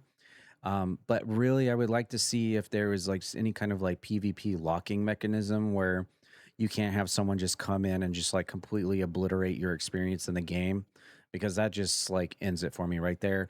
And of course, the in-game feature. Um, is there an ability to actually finish and complete the game? Is there an end boss? Is there a credit screen? Is there an overachieving goal that you get to? Or is it just like maintaining and continuously building endlessly? Those are points and things I think are really important for someone like me that always likes to go towards that sense of accomplishment and completion for a game. And if there's not that, then let us know that in the trailer. And that's something that I don't think they really let us know. But of course, this is coming soon, and I'm sure there's going to be a lot more news on this around the corner. But for right now, I think a number 15 spot here in my top 20 is certainly valued, and I will definitely be keeping my eyes peeled on this one. Number 14 now, and everything from here on out is basically games that immediately, as soon as I saw in the Summer Game Fest, I was like immediately like, yeah, I'm totally playing that. You've got my attention. I am all in on all of this.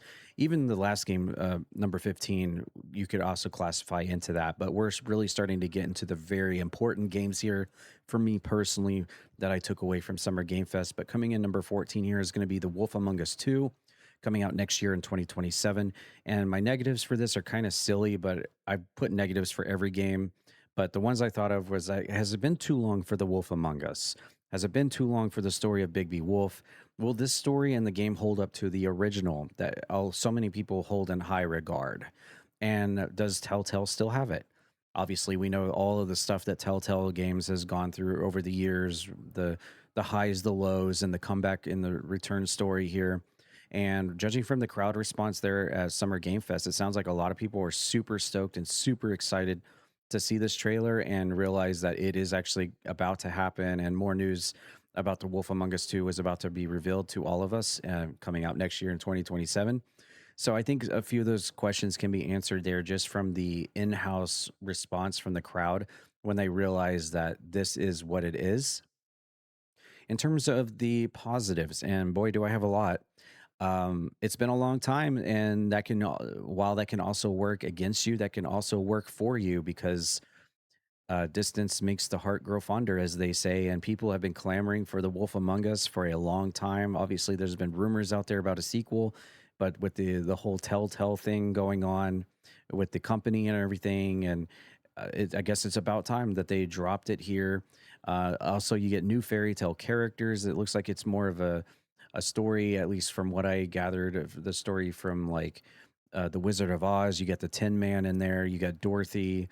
I think you also saw the Cowardly Lion in there at some point. And this is a chance for fans of Bigby Wolf to get back into the role again, enter that surreal, uh, fairy tale world once again with a whole brand new story and being able to interact with all the characters that we once did in the original game once again. So it gives us just another chance to go back into that world and experience it again with a whole brand new Thor line of like plot and story device. And of course, at the end of it, they also revealed, and this is also another positive, is the fact that The Wolf Among Us 1 remastered will be coming out in holiday 2026. I don't think they really released a specific date on that, but holiday 2026 is good enough for a lot of fans out there. So that's also really cool that fans of the original game get a remastered leading up to the reveal and the release of the sequel game. So you fans out there of Big B Wolf are going to be eating good here at the end of the year leading into next year. And this was a big surprise to me. Like I knew that there was a sequel in the works and I had heard rumors about it, but I had no idea that they were just going to just like drop it on us in Summer Game Fest. So big surprise there. And I would call myself kind of a casual fan of The Wolf Among Us. I played it and got all the achievements in it. I played through it probably 3 times on PC and Xbox collectively, and it's a fun time. Like it's what you would expect from the Telltale Games universe. It's a very fun story with all the different choices and dialogue, and you can do, go through different plot lines and everything depending on your choices and the way you respond to characters and everything. And it's just really fun to dive into that fantasy world where it involves all of the fairy tale characters that we know and have loved growing up. And it'll be interesting to see how they interact in the second game with all brand new characters and a lot of returning ones as well. And just a lot of people have been clamoring for a sequel for a long time now, and they're finally going to get it. So I'm really happy for those fans out there that have been waiting and patiently for this. I'm happy for you. And this is in the 14th spot. I am also a little bit excited. I think I'm excited because I could feel how excited everybody else was. So it made me excited as a gamer to be able to play this with all of you who are super excited to play this. Okay, coming in at number 13, lucky number 13, or should I say unlucky number 13, is Saw Genesis. And boy, oh boy, I was not expecting to see this on Summer Game Fest. And wow, after the initial shock wore off and I realized, oh, this is not also going to be a single player game like Saw 1 and Saw 2 Flesh and Blood on the 360 and PS3. And I realized it's going to be more of like a 3v1 style multiplayer game. I started to start thinking about the negatives. And my very first negative was, is the 1v3 or 3v1 multiplayer type going to hold up and is it going to be worth it? After the newness and the freshness of the game wears off, and months after release, are the people still going to be playing this game? There's so many 1v3 or 1v4 games out there already, specifically in the horror genre, that are already established and already out there. Is this Saw Genesis game going to hold up and be able to withstand the first couple of months of newness and fresh and still be able to maintain with all these other games? That was the first negative I thought of, and you're always going to run into that with a multiplayer game like this. Despite this only being the Saw video game that has ever been online, this is like a very niche um, game because the only Saw games that I'm aware of that are like mainstream released are the 2 games on the 360 and PS3. So that's going to be interesting to see if it can hold up with all the other multiplayer stuff that are out there. When a game certainly relies on people and a fan base to continue playing the game online. The other negative I had was, is the prequel story going to fit in? This is obviously going to be set in the times of like World War I or something like that. So way before the time of John Kramer and the events of the Saw movies. Does this prequel will this prequel be able to wiggle its way in as a prequel before all the movies in a right way, or is it just going to feel like they just were looking for some place to fit this game in and they're just like, okay, let's just set it like 100 years before the events of the first movie and we'll just call it good? Are hardcore Saw fans going to be satisfied with that and their move and their lore decisions on how to connect this game to the all of the movies and everything? Or is this going to be kind of a disappointment when it comes to trying to like connect the dots between the two?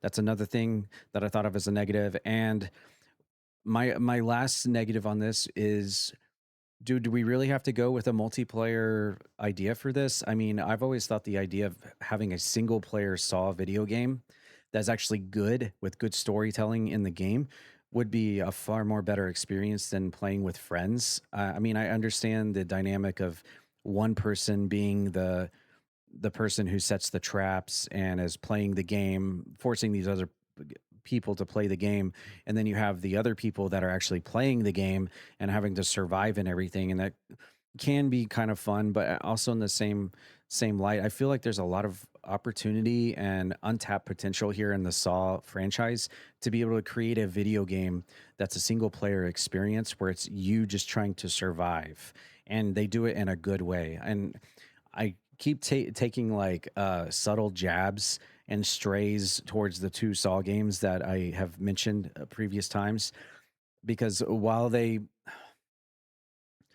okay, they're not great.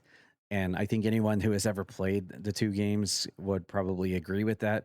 And there's so much untapped potential there, especially with Bloober Team being behind this, that they can make one hell of a single player Saw experience where you're just nitty gritty, just trying to survive. And you're there with other people in the traps. And it's basically like a movie, but it's in a video game where it's you and these other people that are trying to survive from room to room, trying to survive. And one by one, each character gets picked off and maybe have like dual choice outcomes, maybe kind of like a telltale thing going on where you can save one person but not save the other person, or choose to save this person and or let this person die. There's so much untapped potential there when it comes to like a single player experience, and being able to bring so much to the table there that they have not realized for a Saw video game in a single player sense. So I just sat there thinking, like, I think a single player experience would have been a more of a right move for this, rather than trying to rely on a fan base that will continuously play this to keep the game alive online. Now for the positives. I've already mentioned that Bloober is behind this, and I know Bloober gets a lot of flack for some of their games, but I think they really proved themselves in the Silent Hill 2 remake. I really enjoyed that, other than one small little part at the towards the end of the game that I was not a fan of. But I think they did a really great job of bringing Silent Hill 2 back to the forefront with today's technology. And I had a really fun time with Silent Hill 2 remake. And I have a lot of confidence in Bloober to be able to do some really great things. So that was a big positive for me to see that that team was behind this. They also announced that the closed alpha was immediately open for Saw Genesis, so that's also a big plus. Whenever you drop a big trailer like this worldwide on a stage like this, to be able to say like, "Oh, the demo is available now," or "closed alpha" or "pre-alpha is available now," I mean that's a huge plus, because obviously want to get their digs in immediately and try the game out for themselves. Hell, I might even try the game out for myself in closed alpha if they actually approve me, of course. And of course, the last thing that I thought was a huge positive for this game is Tobin Bell's voice. They got Tobin Bell. You can easily recognize his voice as being the voice of Jigsaw in the game. So that's really cool that he provided that for the game in the trailer. And just you get the overall Saw aesthetic. I wish they would have shown more about how the dynamic of the entire game works when it's a 3v1. Like, what is the one person doing while the other three are like traversing these traps and these warehouses and these pipes and, the typical Saw thing. Um, how exactly does the game work when you get down to it? I wish I would have saw a little bit more of that. I mean, they did show a lot of stuff, but it was kind of like I couldn't wrap my mind around it because I was still like, oh, this is a multiplayer Saw game. But nevertheless, this is in the 13th spot. I wouldn't consider myself a hardcore die by the sword Saw fan, but I am a fan of Saw, and I was happy to see this come back to video gaming once again. I just wish it might have been more of a single player experience, because I think there's a whole lot more they could have went with in a single player sense, for the reasons I said earlier, rather than sticking to a multiplayer format where you're basically hoping and praying that the community and the player base sticks around for the game to keep it alive. All right, coming in at number 12, we have the Among Us story that has a to be announced date on it, so no specific date as of Summer Game Fest. And I thought this was a really cool idea, but we'll get into the negatives first. And the negatives that I had is the game going to be too short or too long? How long is the game going to be? And is it going to be the same result each time you play it, each time you rewind the game and play it a second time? Is it always going to be the same killer? Is it always going to be the same things leading up to the great big climax at the end? Of course, those of us that have played Among Us knows that each time you play around, the killer is always different. The events leading up to it are always different because it's based on player interactivity and the way things go. So each time you play a round of Among Us, it's never going to be the exactly the same. Turning this into a single player focused game, is that going to be scripted no matter what, how many times you play the game, or is it going to be randomized? Is the killer going to be different compared to the first time you play it to the second time you play it? And are the events and the things leading up to it always going to be different each time you play? So that was a big thing in my mind, as in terms of like kind of a negative for the game, whether or not it's going to be like randomized or just a full-fledged just script single player game from start to finish.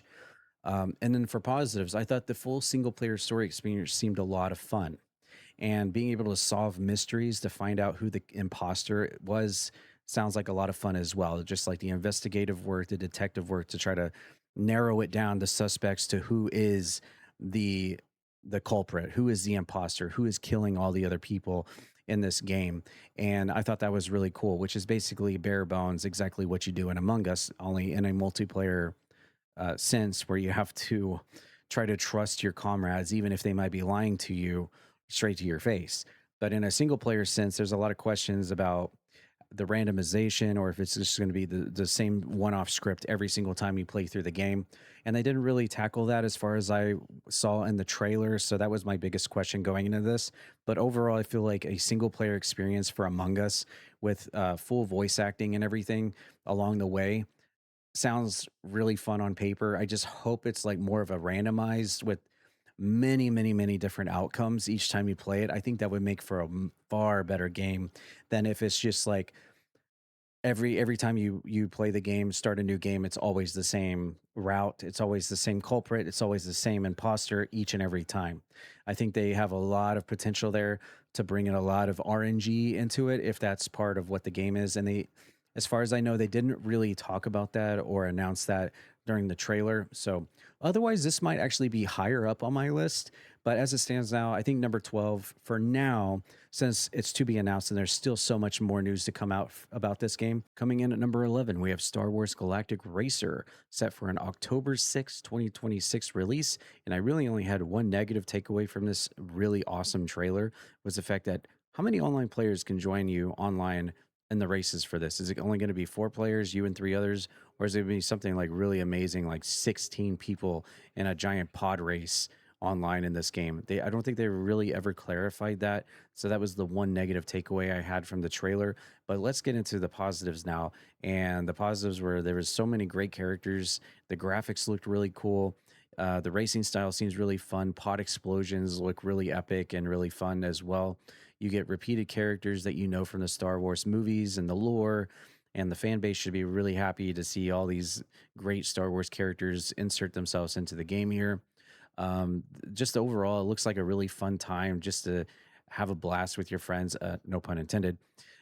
Just going on some pod racing races. I have to admit that I've never really played any of the pod racer retro games before, but I've heard so many great things about how much fun can be had playing the Star Wars pod racing games from the past and the retro days. So them coming back around again in October 2026 to bring pod racing back to us with an online functionality to be able to play with your friends. Sounds like a lot of massive fun. And really, honestly, the from the way the trailer portrayed the races and everything, it made it seem like it's really an easy game to like pick up the controller and start playing. Like it wouldn't take you long to try to figure out and get the fluidity of how the controls work in each of the races as well. That's just my takeaway from the trailer. I know that might be reading a little bit too much into it, but it did seem like it would be an easy game to try to just pick up a controller and figure out how it all works. So for that, I give it another plus. But really, the overlying question here is how many players are going to be available to play with you online? Because if it's something like four, then I mean, cool, I guess. But I mean, come on, we got to have some epic races here. We got to have like 16. And God forbid if it's like up to 32 people in a lobby. Holy cow. Can you imagine just the overall carnage and fun that would be had racing against 31 other people online in a pod racing? I mean, come on. That would be absolutely phenomenal.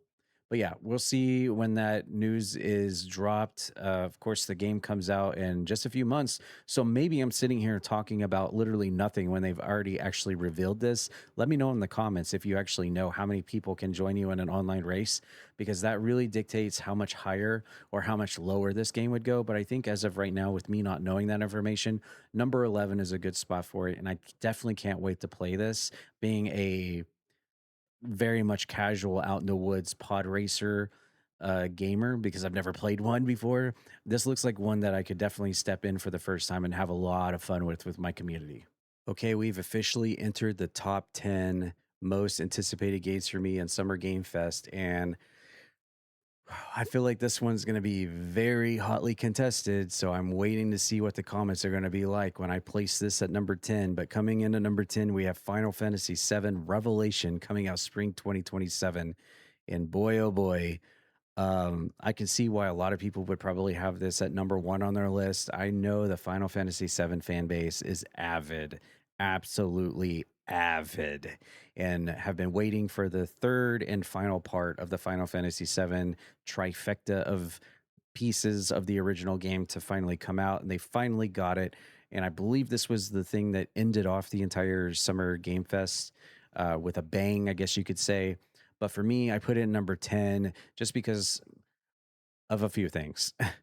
First of all, I haven't played the first two parts of Final Fantasy VII with these remakes, whatever you want to call them. So for me, the excitement just wasn't there, because this is a third part of a trilogy that the first two games I haven't even played yet. Of course, I have played the original Final Fantasy VII, the one that is complete in its entirety with a couple of discs on the PS1. But I haven't played any sort of fashion of this remake or whatever you want to call it. So for me, it was just like, okay, well, they're finally ending the story. Okay.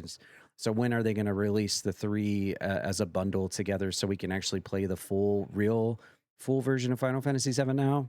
And that's the only thing I was left wondering. My negatives here: why split the game in three parts? I've been talking about that since the very beginning when they released the first one. It's like, why are they only releasing like 25% of the game and calling it a game?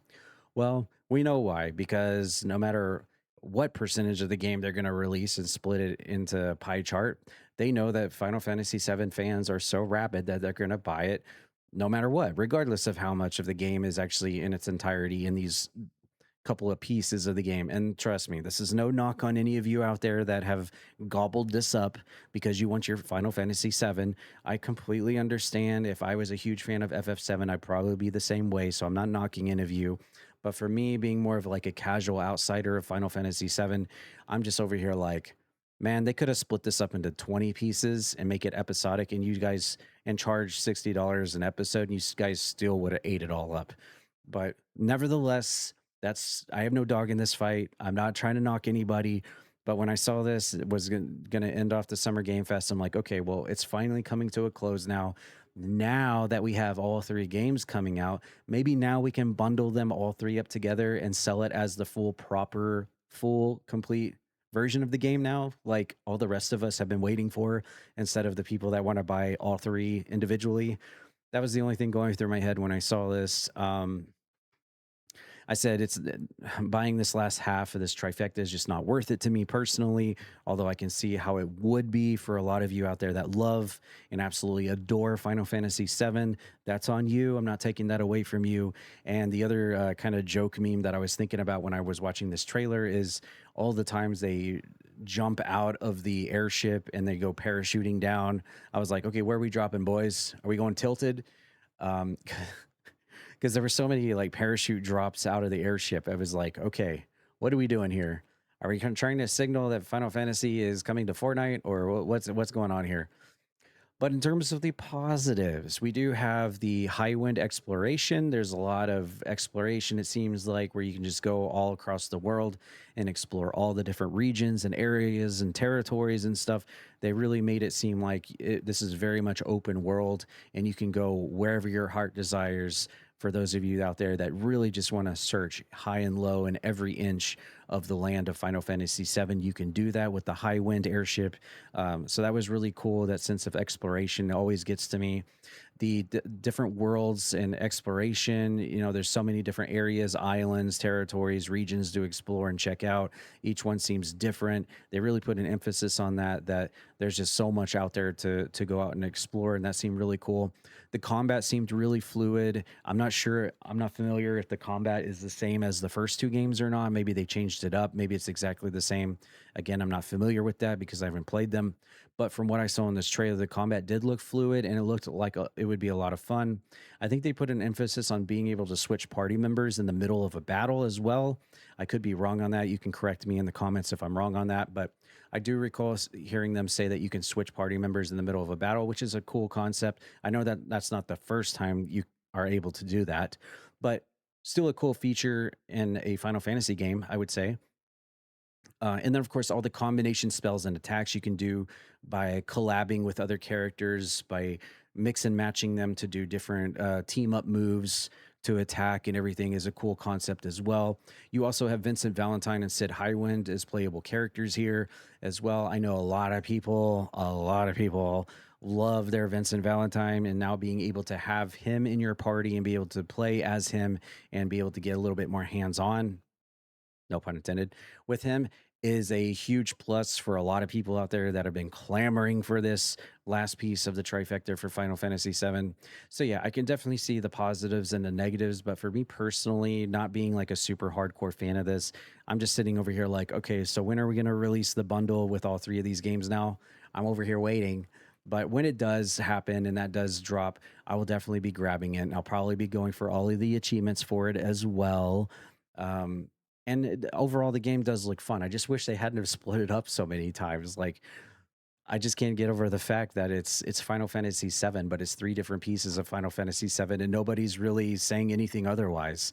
I feel like I'm on the island over here, going like, "You guys know that this is three pieces of a game, right? You're acting like one, two, and three are three different games when this is actually one game originally, right?" Nobody seems to be throwing that into question at all, but maybe I'm alone on this, but that's just how I feel, and that's why Final Fantasy VII Revelation is in my number 10 spot. All right, coming into our number 9 spot, and we have Teenage Mutant Ninja Turtles: The Last Ronin, which is currently in development. And boy, oh boy, what a shocker. Much like the Saw video game a few notches ago, this one completely caught me by surprise. I had no idea we were going to get any kind of TMNT representation at Summer Game Fest, but boy, did we get it. And wow, I took me a second to actually realize that this was a TMNT. By the time I saw the manhole, the design of the manhole, I'm like, wait, that's Ninja Turtles. And come to find out, it was. And we're getting a lot more into the dark, moody, and gritty on this Ninja Turtles game, because the last Ronin, we all know what that means. There's only one turtle left, and that immediately brings me to a sad face. And is actually my first negative for this game is, man, we don't want our Ninja Turtles being dead. Come on, man. I grew up with the Ninja Turtles, were part of my childhood, probably the biggest part of my childhood before video games took over. Like, I don't want I don't want my turtles being dead, man. Even if the last one is Michelangelo, I mean that doesn't make up for the other three being gone, and I don't want that to happen. The whole time I'm going to be playing this game, I'm going to have a sad face emoji on my face because knowing that he's the last turtle left. I know it's a redemption story and everything, or you're trying to get to that redemption arc, but at the same time, it's like, well, how did we get here? Why are we here to begin with? I know it adds a little razzle dazzle and adds emotion and adds drama to have there only being one turtle left and everything. I understand that. But at the same time, it's like, this is part of our childhood, man. Why are we messing with this? So I don't know. I'm kind of like flip floppity when it comes to that, positive and negative. Surely there's other ways to like garner emotion and drama than killing off three of the four Ninja Turtles. I'm sure there are better ways to go around that. But also in the other negative for the trailer, we didn't get a whole lot of like in-game footage, like what the combat's going to be like, how the story is going to progress, what are we doing in the game? Is it mission based? Is it chapter based? Is it open world? Is it free roam? Like, what are we doing exactly in the game? How does the combat work? How are we going to tackle the combat? Is it first person, third person, over the shoulder? I'm sure if you dig far enough, you could probably find a few of those answers to those questions. But in terms of the trailer, it didn't really give a whole lot of meat on the bone in general, is what I'm getting at. So I would have liked to seen a little bit more, even if I know that this game is currently in development and they're probably not that far yet to give us that. But that's always going to be a negative when me when they just I feel like they just didn't show us enough in terms of in-game footage or whatever. But now for the positives, I love the references to the final reveal, making us kind of think about what exactly are we seeing here until we finally get it blatantly on our screen that this is Ninja Turtles. I thought the buildup was really cool, and then once you get that realization that this is TMNT, you get that endorphins rolling through your body. And you're like, oh my god, it's Ninja Turtles, nice. And you get that feeling that you can only get when, at least for me, it's like a Ninja Turtles game or something that you really cherish and you really love and you really remember growing up like that.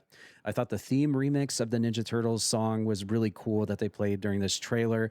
I'd never heard this version of the TMNT song before, and I thought it was super cool, really radical. Haha, see what I did there? And I also thought it was really cool that they had the reference on the newspaper during the trailer that the Foot Clan has returned.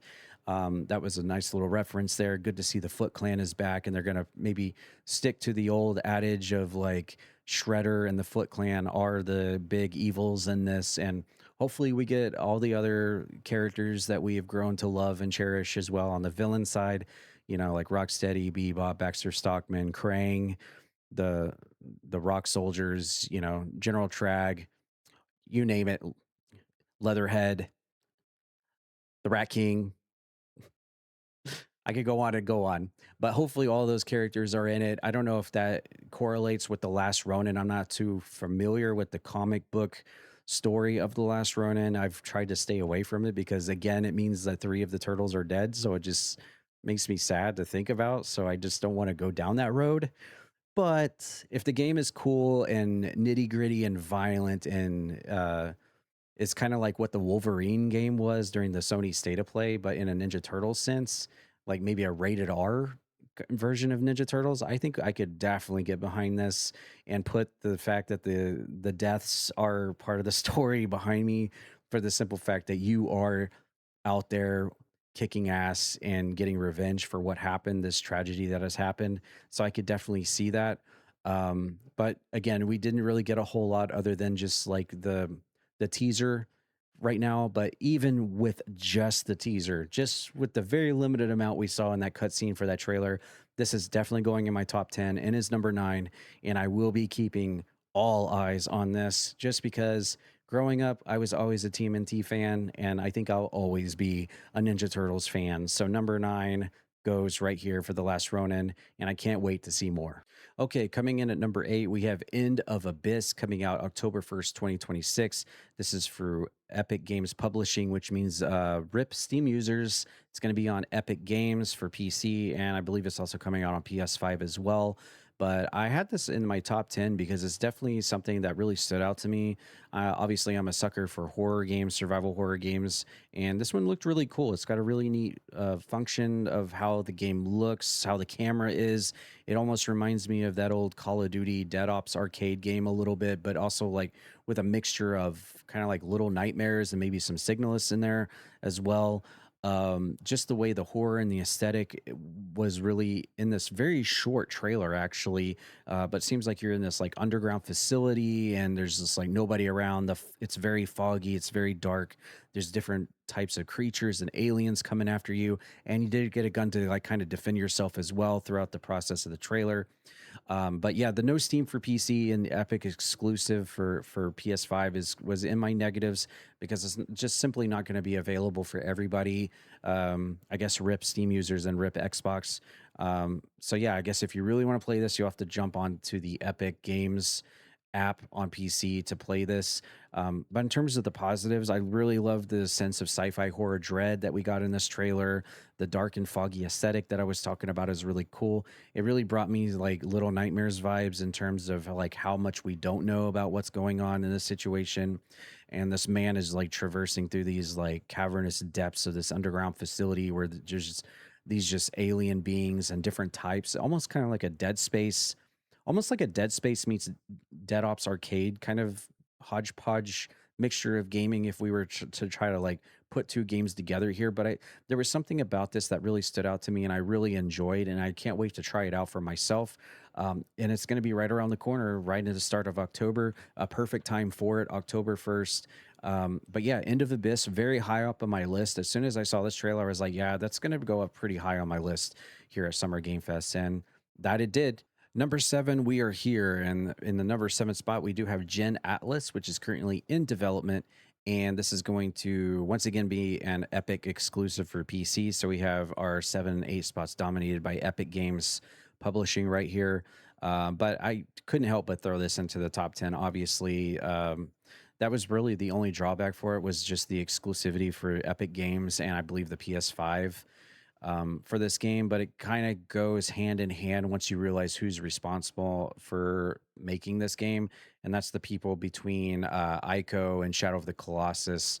So it kind of makes sense that it would have that kind of exclusivity behind it. So when you wrap your head around that, it's not so much as a negative, but I'm still going to put that there anyway.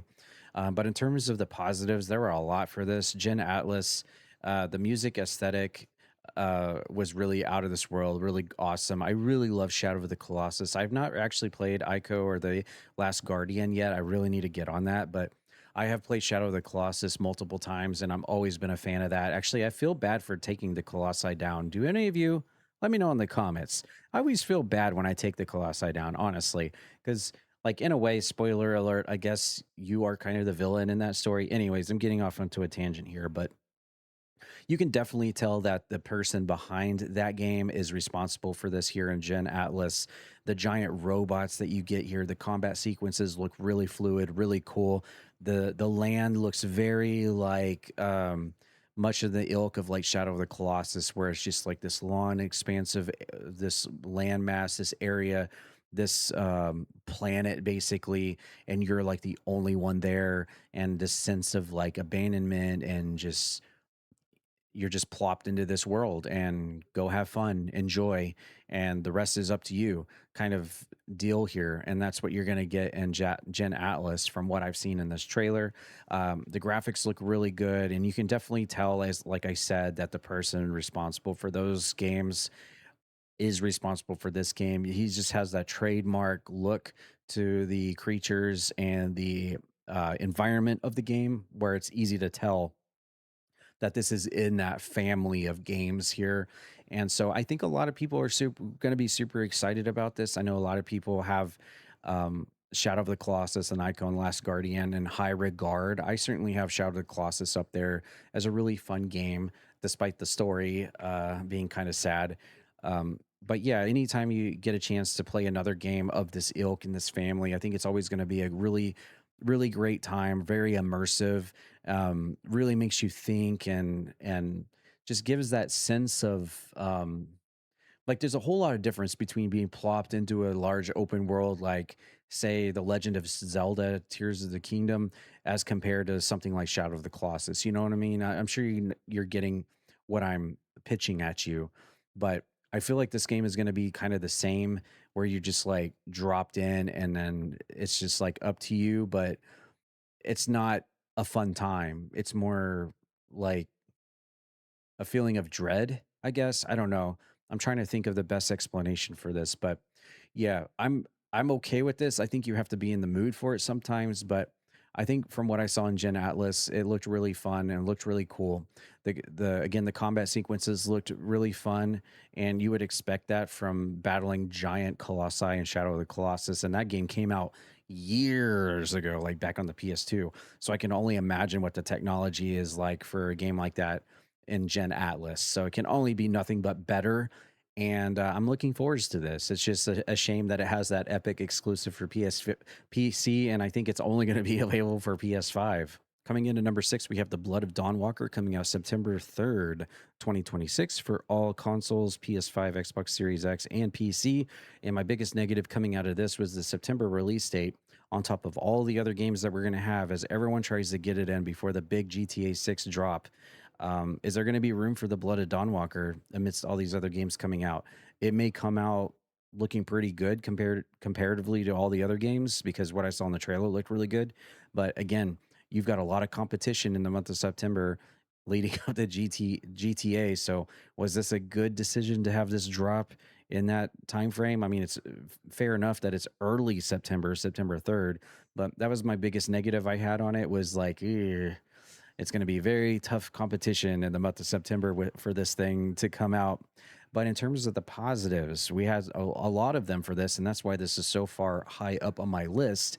Is we have the all the gore and the decapitations you see from the combat. You've got 14th century Europe taking place during the Black Plague. You've got vampires and the Black Plague going on at the same time in this game in the story. You've got multiple vampires and monster designs. It's basically kind of like The Witcher, but kind of with like a more real world 14th century take on what has transpired rather than its own fantasy world in of its own. But you've got yourself here a dark fantasy action RPG going on. I liked what I saw in the trailer. It was very gory, very gruesome, very bloody. You've got lots of vampires. So if you love vampires, this is going to be a great game for you to try out. I like the fatherly vampire, I guess I'm assuming is the villain of this game. It has got a very much a Nosferatu look to him, which is really cool. Really I like the design of the teeth of some of the vampires, and just the overall aesthetic of the game was really cool. And I could definitely see myself playing this. The combat looked really fun, very gruesome. As I said, there's decapitations. You're coming across all kinds of different monsters and creatures throughout the game, it seems like. And it just seems like a really fun, maybe not like The Witcher, but kind of like The Witcher, but with its own take on it, with like taking place during the Black Plague and real world events, but also throwing in vampires and like a sense of fantasy to it with all the different creatures and monsters and stuff. But that 14th century Europe kind of aesthetic really stays true, considering, the Black Plague is in there. But this overall looked really a lot of fun. And I've actually been waiting to play another vampire game that was kind of like this, where it's like a bit more on the action side and with like blood and gore and gruesome stuff, where you're actually able to fight and take out monsters and stuff with other vampires and stuff. So this was kind of scratching an itch that I've had for a while. And I'm really wondering how the vampirism is going to work in the game. Like, can you infect other people being a vampire? Can you create your own vampire army? Does it go that far into it, or probably not? Or can you just, as a vampire, just suck the blood of enemies and kill them that way? Or is that going to regenerate your health, which is kind of typical for vampire games? But yeah, I have a lot of questions for this, but it's coming out very soon. Again, September 3rd, on top of another stacked deck of games throughout that month.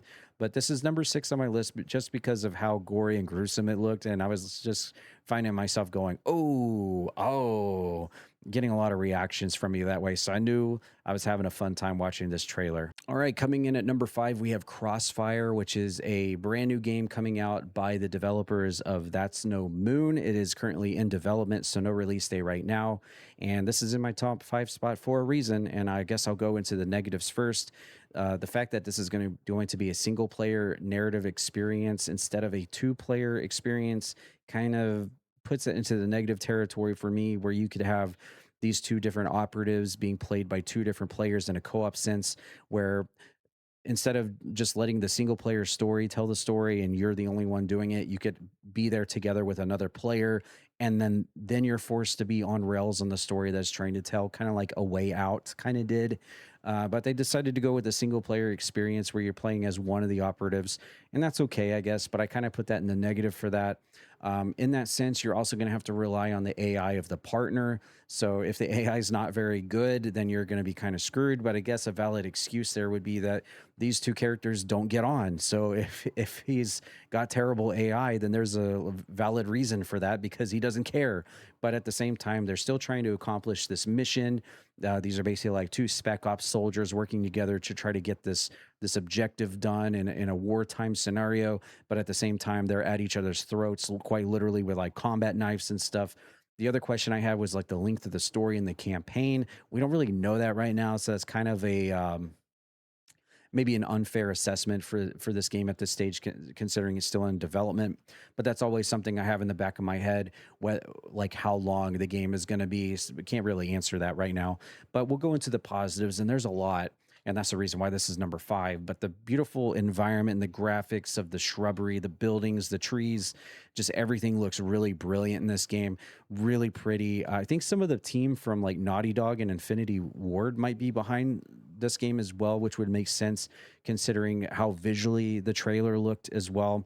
And then the biggest key point of this trailer that they wanted to pound into your mind was the adaptive cover and stealth combat that you're going to get in this game from not only your main character, but the other enemies in the game. Where if your character is up against a wall or like a waist high wall or something, that the character will adapt and change formation and positions based on what they are next to in terms of like buildings and structures and stuff. And that's supposed to be like one of the biggest things in the game right there, that's like super impressive and everything. And it did look like they were portraying it to the best of ability in the trailer, and I was like, yeah, I mean, that's pretty cool. Adaptive cover, that seems cool. Stealth and combat obviously is going to be a big one there as well. The story is obviously pretty good too. I mean, from what we know anyway, because of the drama and the suspense of the two operatives who don't get on, but they're also trying to accomplish and achieve this mission at the same time. So they got to put their differences aside to get the job done, kind of deal. And then you also have, from what I noticed, the actress from The Boys who plays Victoria Newman from The Boys, I guess, is one of the characters. Someone also says that she is actually Farah from Call of Duty as well. You can fact check me that in the comments if you want, but that is actually one of the main characters there, which is cool. It's always fun to recognize an actor or an actress in your video game there that you know from other media. So cool little point there. But yeah, this was in my number 5 just because I was really like waiting for some kind of, whether it be Call of Duty or Battlefield or something, some kind of wartime FPS or third person game to be featured in Summer Game Fest. And this one came out right when I was like waiting for one to happen, and it was like slammed in. And I'm like, oh yeah, nice, perfect timing right here. And it just kind of like hit the spot really. So I was glad that this popped up when it did. And when I saw it, I was like, man, the game looks pretty. The combat looks great. It's got a very interesting story from what we see here. The adaptive cover and the stealth and the combat could definitely be something new and interesting to add a new dynamic to all the gun combat games that we know and love in the past. And yeah, I couldn't help but put this into my top 5 because I was just ready for some kind of shooter game to come out in Summer Game Fest. Well, we have officially made it into our top 4 games at Summer Game Fest, and coming in at number 4 is going to be Hex, which is currently in development, so no release date or anything like that right now, just simply a teaser trailer.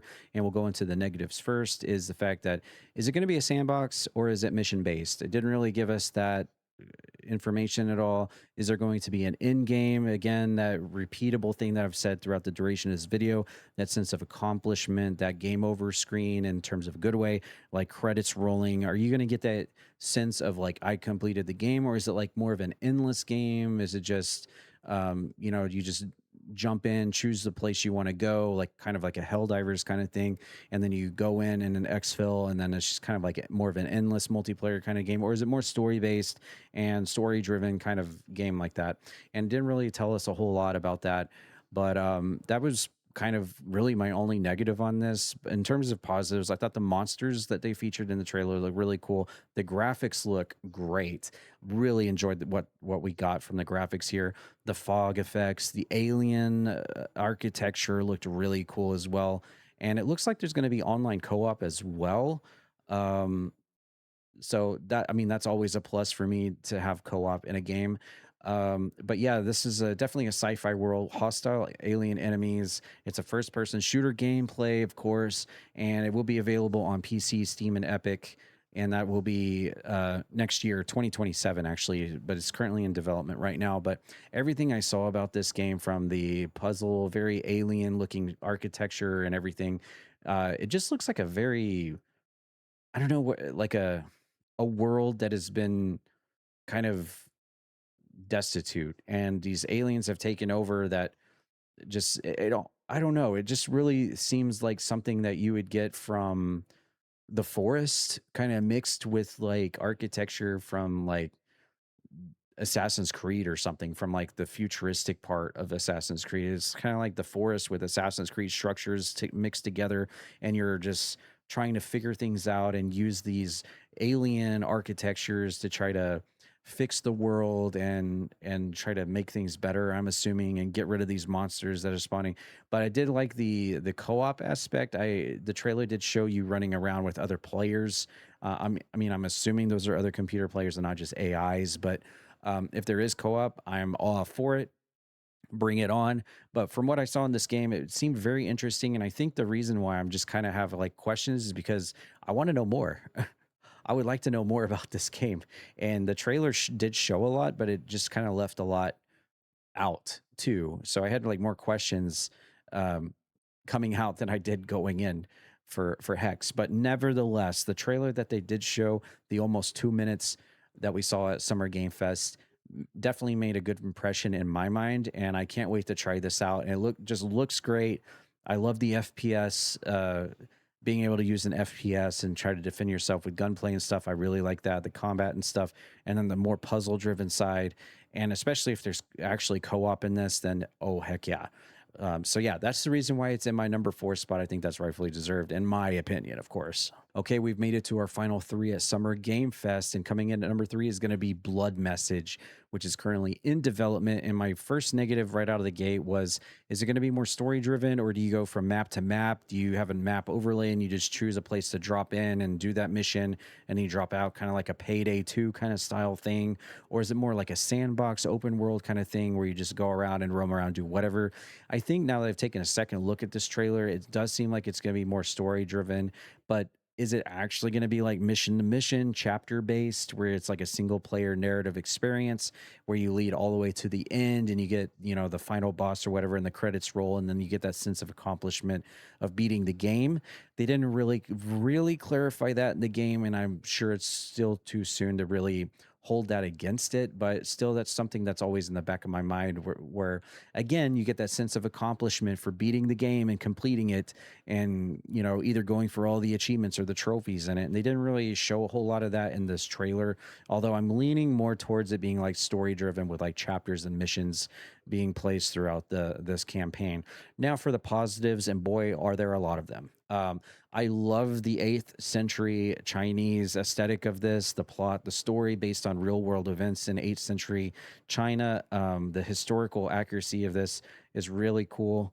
Actually, I just correct myself. It's actually 9th century. My bad. Before anyone posts in the comments, this is actually 9th century China.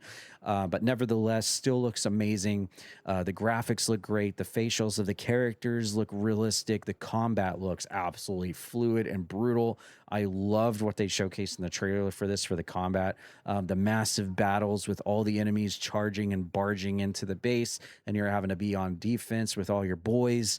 And it kind of gave me like, if we were just to play the comparison game, it almost gave me like Lord of the Rings, The Two Towers on the OG Xbox vibes, because there's just this constant wave of enemies coming in and you're having to like kill and defend this base while just relentless pouring of enemies come in. Although this is obviously on a much higher and a much grandiose scale, considering the technology and just how everything looks in this game just overall looks freaking amazing. As soon as I saw this, I was like, holy crap, this is definitely going at the very top of my list. And after watching the entire Summer Game Fest, it remains at the very top of my list, coming in at number 3. I can't wait to find out more information about this game, like where it's going to be released, when it's going to be released. But just overall, everything I saw about this game in the trailer was absolutely fantastic. And it seems like the response of seeing this game has also been super optimistic and very hype. So I'm glad to know that I'm not alone. And after watching the Blood Message trailer, that I was super hype watching this, just seeing how the combat works, and pushing people against the ledge and knocking them over, and just the bow and arrow combat, and just the sword play, and just everything about this looked super epic. And it basically, watching this trailer prepared you for an epic battle. Like, it was literally preparing you to go to war in 9th century China. And I am all for it. I can't wait to find out more information about this game. I am definitely playing this. Okay, we've made it to the final two. Can you guess what they are? Let me know in the comments if you think you know what the last two are. Okay, I gave you enough time. Well, you could have paused anyway. But coming in at number two is going to be the game that I've been clamoring for year after year after year. Like, where is it? When is it going to come? Out of all the games that I'm like, well, what game would you like to see at this year's Summer Game Fest or the Game Awards? I've said constantly, like a broken record, and those who know that I've said, where is Alien Isolation 2? And we saw that little teaser trailer there like a few weeks ago, and then boom, right in the middle of Summer Game Fest, here comes Alien Isolation 2. It took a little bit of the trailer on a slow build to get us there, but we finally realized that that's what it was. And boy, was I hype. I was like, finally, it's here. Finally, it's here. And this is coming from someone who has played Alien Isolation. I got all the gamers scored on the Xbox. Having to go through that freaking Xenomorph playing on the hardest difficulty was something else. What an experience. If you've done it as well, good on you for getting that achievement because man, that is definitely a moment in a game and experience on that difficulty, having to play 4D chess with the Xenomorph AI spawn to get through that game that I'll never forget. But we have the second game coming out here that's currently in development, and we have man, what can I say about it? Let's just go into the negatives first. Obviously, there wasn't enough action or stealth to show us what's going on in this game, and more of the Kurosaki Station, which is where we're going to be at in the second game, instead of the ship out in space. We have a new setting here. We're actually on a planet, and we're in this kind of like civilization here for the sequel game, which could make for a lot of really amazing moments, considering the ship kind of did everything it can kind of do in the first game, and now we're more grounded in a civilized area with other people here that have called this place a residence, a home, a city, a town, whatever. So there are plenty of opportunities here to take this the next step further in the sequel, and I'm all for it. But yeah, we did. I feel like there wasn't enough meat on the bone here in this trailer to really show us a whole lot. I mean, I guess it showed us just enough to get excited, to get our juices flowing for Alien Isolation 2 for those of us that have experienced the first game. So we know what we're in for, and it's only going to get better. But I would have liked to see a little bit more. Maybe that's just me being like, just give me what I want. So that was my negative on it. For the positives for Alien Isolation 2, I thought the graphics looked great, which is on par for Alien Isolation. We've been so many years removed now from the original game. Now we're in 2026 going into 2027 for the development of this. And so, yeah, obviously the graphics are going to look a lot better than the original game. And we also have the same mocap actress for Amanda Ripley. Good to see her back again. I always thought she was a really fun character in the first game. I'm glad to see that we're remaining in her shoes here. Now, whether or not this is like a direct sequel from the original game or if this is years removed or whatever, I don't know. I didn't really deep dive that much into it because I'm trying not to spoil myself if I don't necessarily have to. But I was glad to see Amanda Ripley back here in the driver's seat for this game. Obviously, the Xenomorphs are going to be involved in some capacity. And I just hope, just do what you did in the first game and just maybe throw a few wrenches and a few little tiny extras into it, but don't change a whole lot.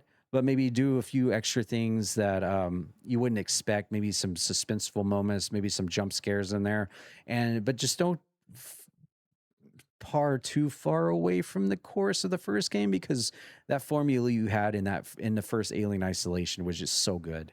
And I would sure hate for a sequel to come out and it just completely deviates from what made the first game so good, so suspenseful, so horrific, and just made you on the edge of your seat, just waiting for that Xenomorph to pop out and get you and just one shot, just gank you and kill you. And I hope that all of that remains in this game. And I have high hopes for this. This is exactly why it's number 2 on my list.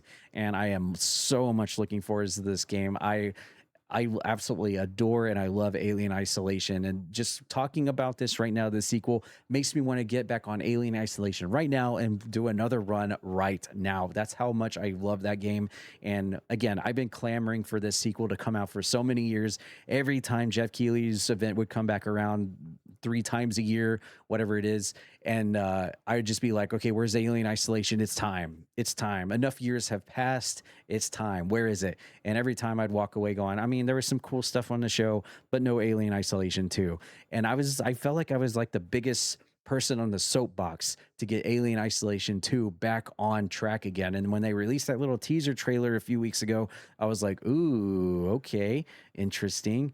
And then they just plopped this on us right in the middle of Summer Game Fest. So super excited for that. Glad to see that my prayers have been answered here with a new Alien Isolation. I can't wait for it. And that is why it is number 2 on my list. All right, that leaves us with the last game left, my number 1 game at Summer Game Fest 2026.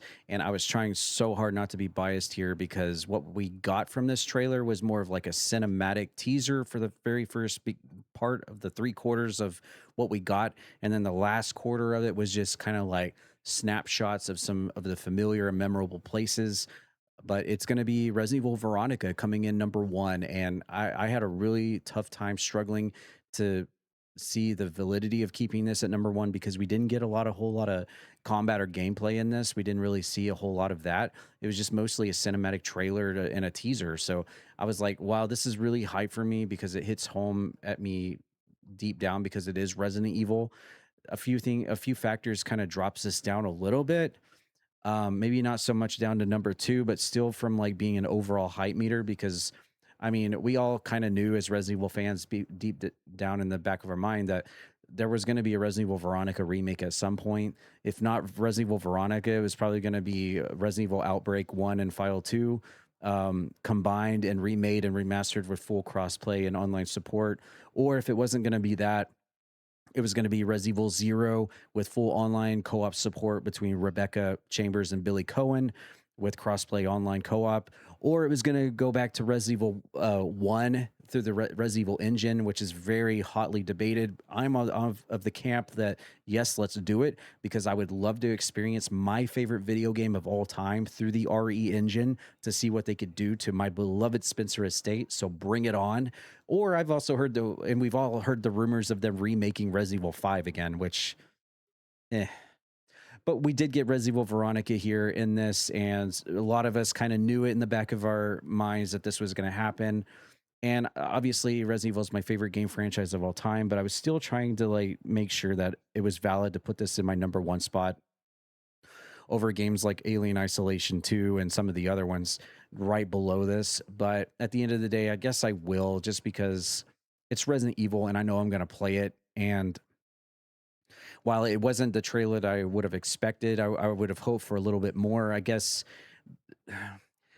what justifies it for me is that it is Code Veronica, so we know what to expect. It's not like it's going to be a brand new game that we've never heard of or experienced before. We've all played Code Veronica, so we all know what's under the hood of this car, and so we've all been there before. So that kind of saves it a little bit here and keeps it in number 1 spot. But yeah, some of my negatives on this were that there just wasn't enough combat or gameplay to be shown in this trailer. It was literally just the first 3/4 was a cinematic trailer of Claire searching through Chris's apartment in France. You get the really creepy landlord lady that makes the boulder joke, which is the second time now at least that they've made that in-house joke of Chris and punching boulders now, which is, I guess, weird, funny, I guess, I don't know. But and then Hunk captures Claire after the door, which they completely changed from the intro of the OG Code Veronica, where Claire Redfield just goes off on this wild Rambo tangent and infiltrates this Paris base all by herself, being this like civilian that just happened to survive Raccoon City, which I always thought was really wild and a lot to put in the shoes of Claire Redfield. So I really like this change in how she gets kidnapped and captured this time around. It makes a lot more sense. And integrating Hunk into the story as the one to capture her, I thought was a really nice touch as well, since he gets a little bit of a nod in Code Veronica anyway through some of the story. So I think they integrated that really well. That was really cool. And then that sets the stage for what we know as Code Veronica, and then leads us to like the very tail end of what we got at Summer Game Fest, which was just like the kind of like the snapshots of like the golden Lugers and the long burning bridge with the crates and the front of the mansion, and then like the red velvet coat of Alfred Ashford, which it didn't show us all of them, but we saw things that we recognized from the original Code Veronica, but we didn't get everything I would want. And maybe I'm just being a little greedy here, but I was really trying to justify whether what we saw from Resident Evil Veronica would warrant it staying in the number 1 spot, considering we got so much other extra stuff from some of the other games right below this. And It was hard for me, man. I was trying not to be biased, but at the end of the day, I feel confident in keeping Resident Evil Veronica in the number one spot, but I wouldn't say it's like 5 stars number one. It's like a little bit down because they didn't give us all the meat on the bone that I would have liked for them to show here. But nevertheless, there's a new remake, remaster, or whatever of a classic Resident Evil of the old and the best times of Resident Evil, I would say, in my opinion, coming back out again. So it's going to make me excited to see one of the OG games get remade and brought to the forefront once again. I just hope that they I don't want to get into a tangent here on Resident Evil, but let's just hope that moving forwards after Requiem and the fan service of Raccoon City, that they continue to go forwards in the future of this franchise, because eventually you're going to run out of games to remake and remaster. You're going to run out. So you have to look to the future to keep this train rolling. And after the fan service they gave us in Raccoon City, like, can they keep it going and keep it good, you know? And like I thought Requiem was good. It was all right. But if you take all the Raccoon City out of it and the references to the older games out, is it still just as good? Maybe that's a video for another time for me here on this channel, but I don't have as much faith in the future of Resident Evil that I do than them going back to the older games and remaking them, if that makes any sense right now. But yeah, nevertheless, Resident Evil Veronica, number one thing that I saw on Summer Game Fest 2026. And again, if you thought that my ranking was wrong, maybe I got a game out of place, maybe I shuffled it wrong, maybe I really underestimated a game, or maybe I overhyped a game, let me know down in the comments. How is your rating? How would you change my list compared to what you feel like as a gamer? That's the great thing about all of us. We all have our own personal tastes. What I like and how I rank things is not going to be how you rank your things. But if we were kind of similar, let me know too. I'd like to hear all of your thoughts. Thank you all for tuning in and watching my video here. And as usual, if you liked what you saw here, please drop a like and a subscribe and let me know what your thoughts were on Summer Game Fest 2026.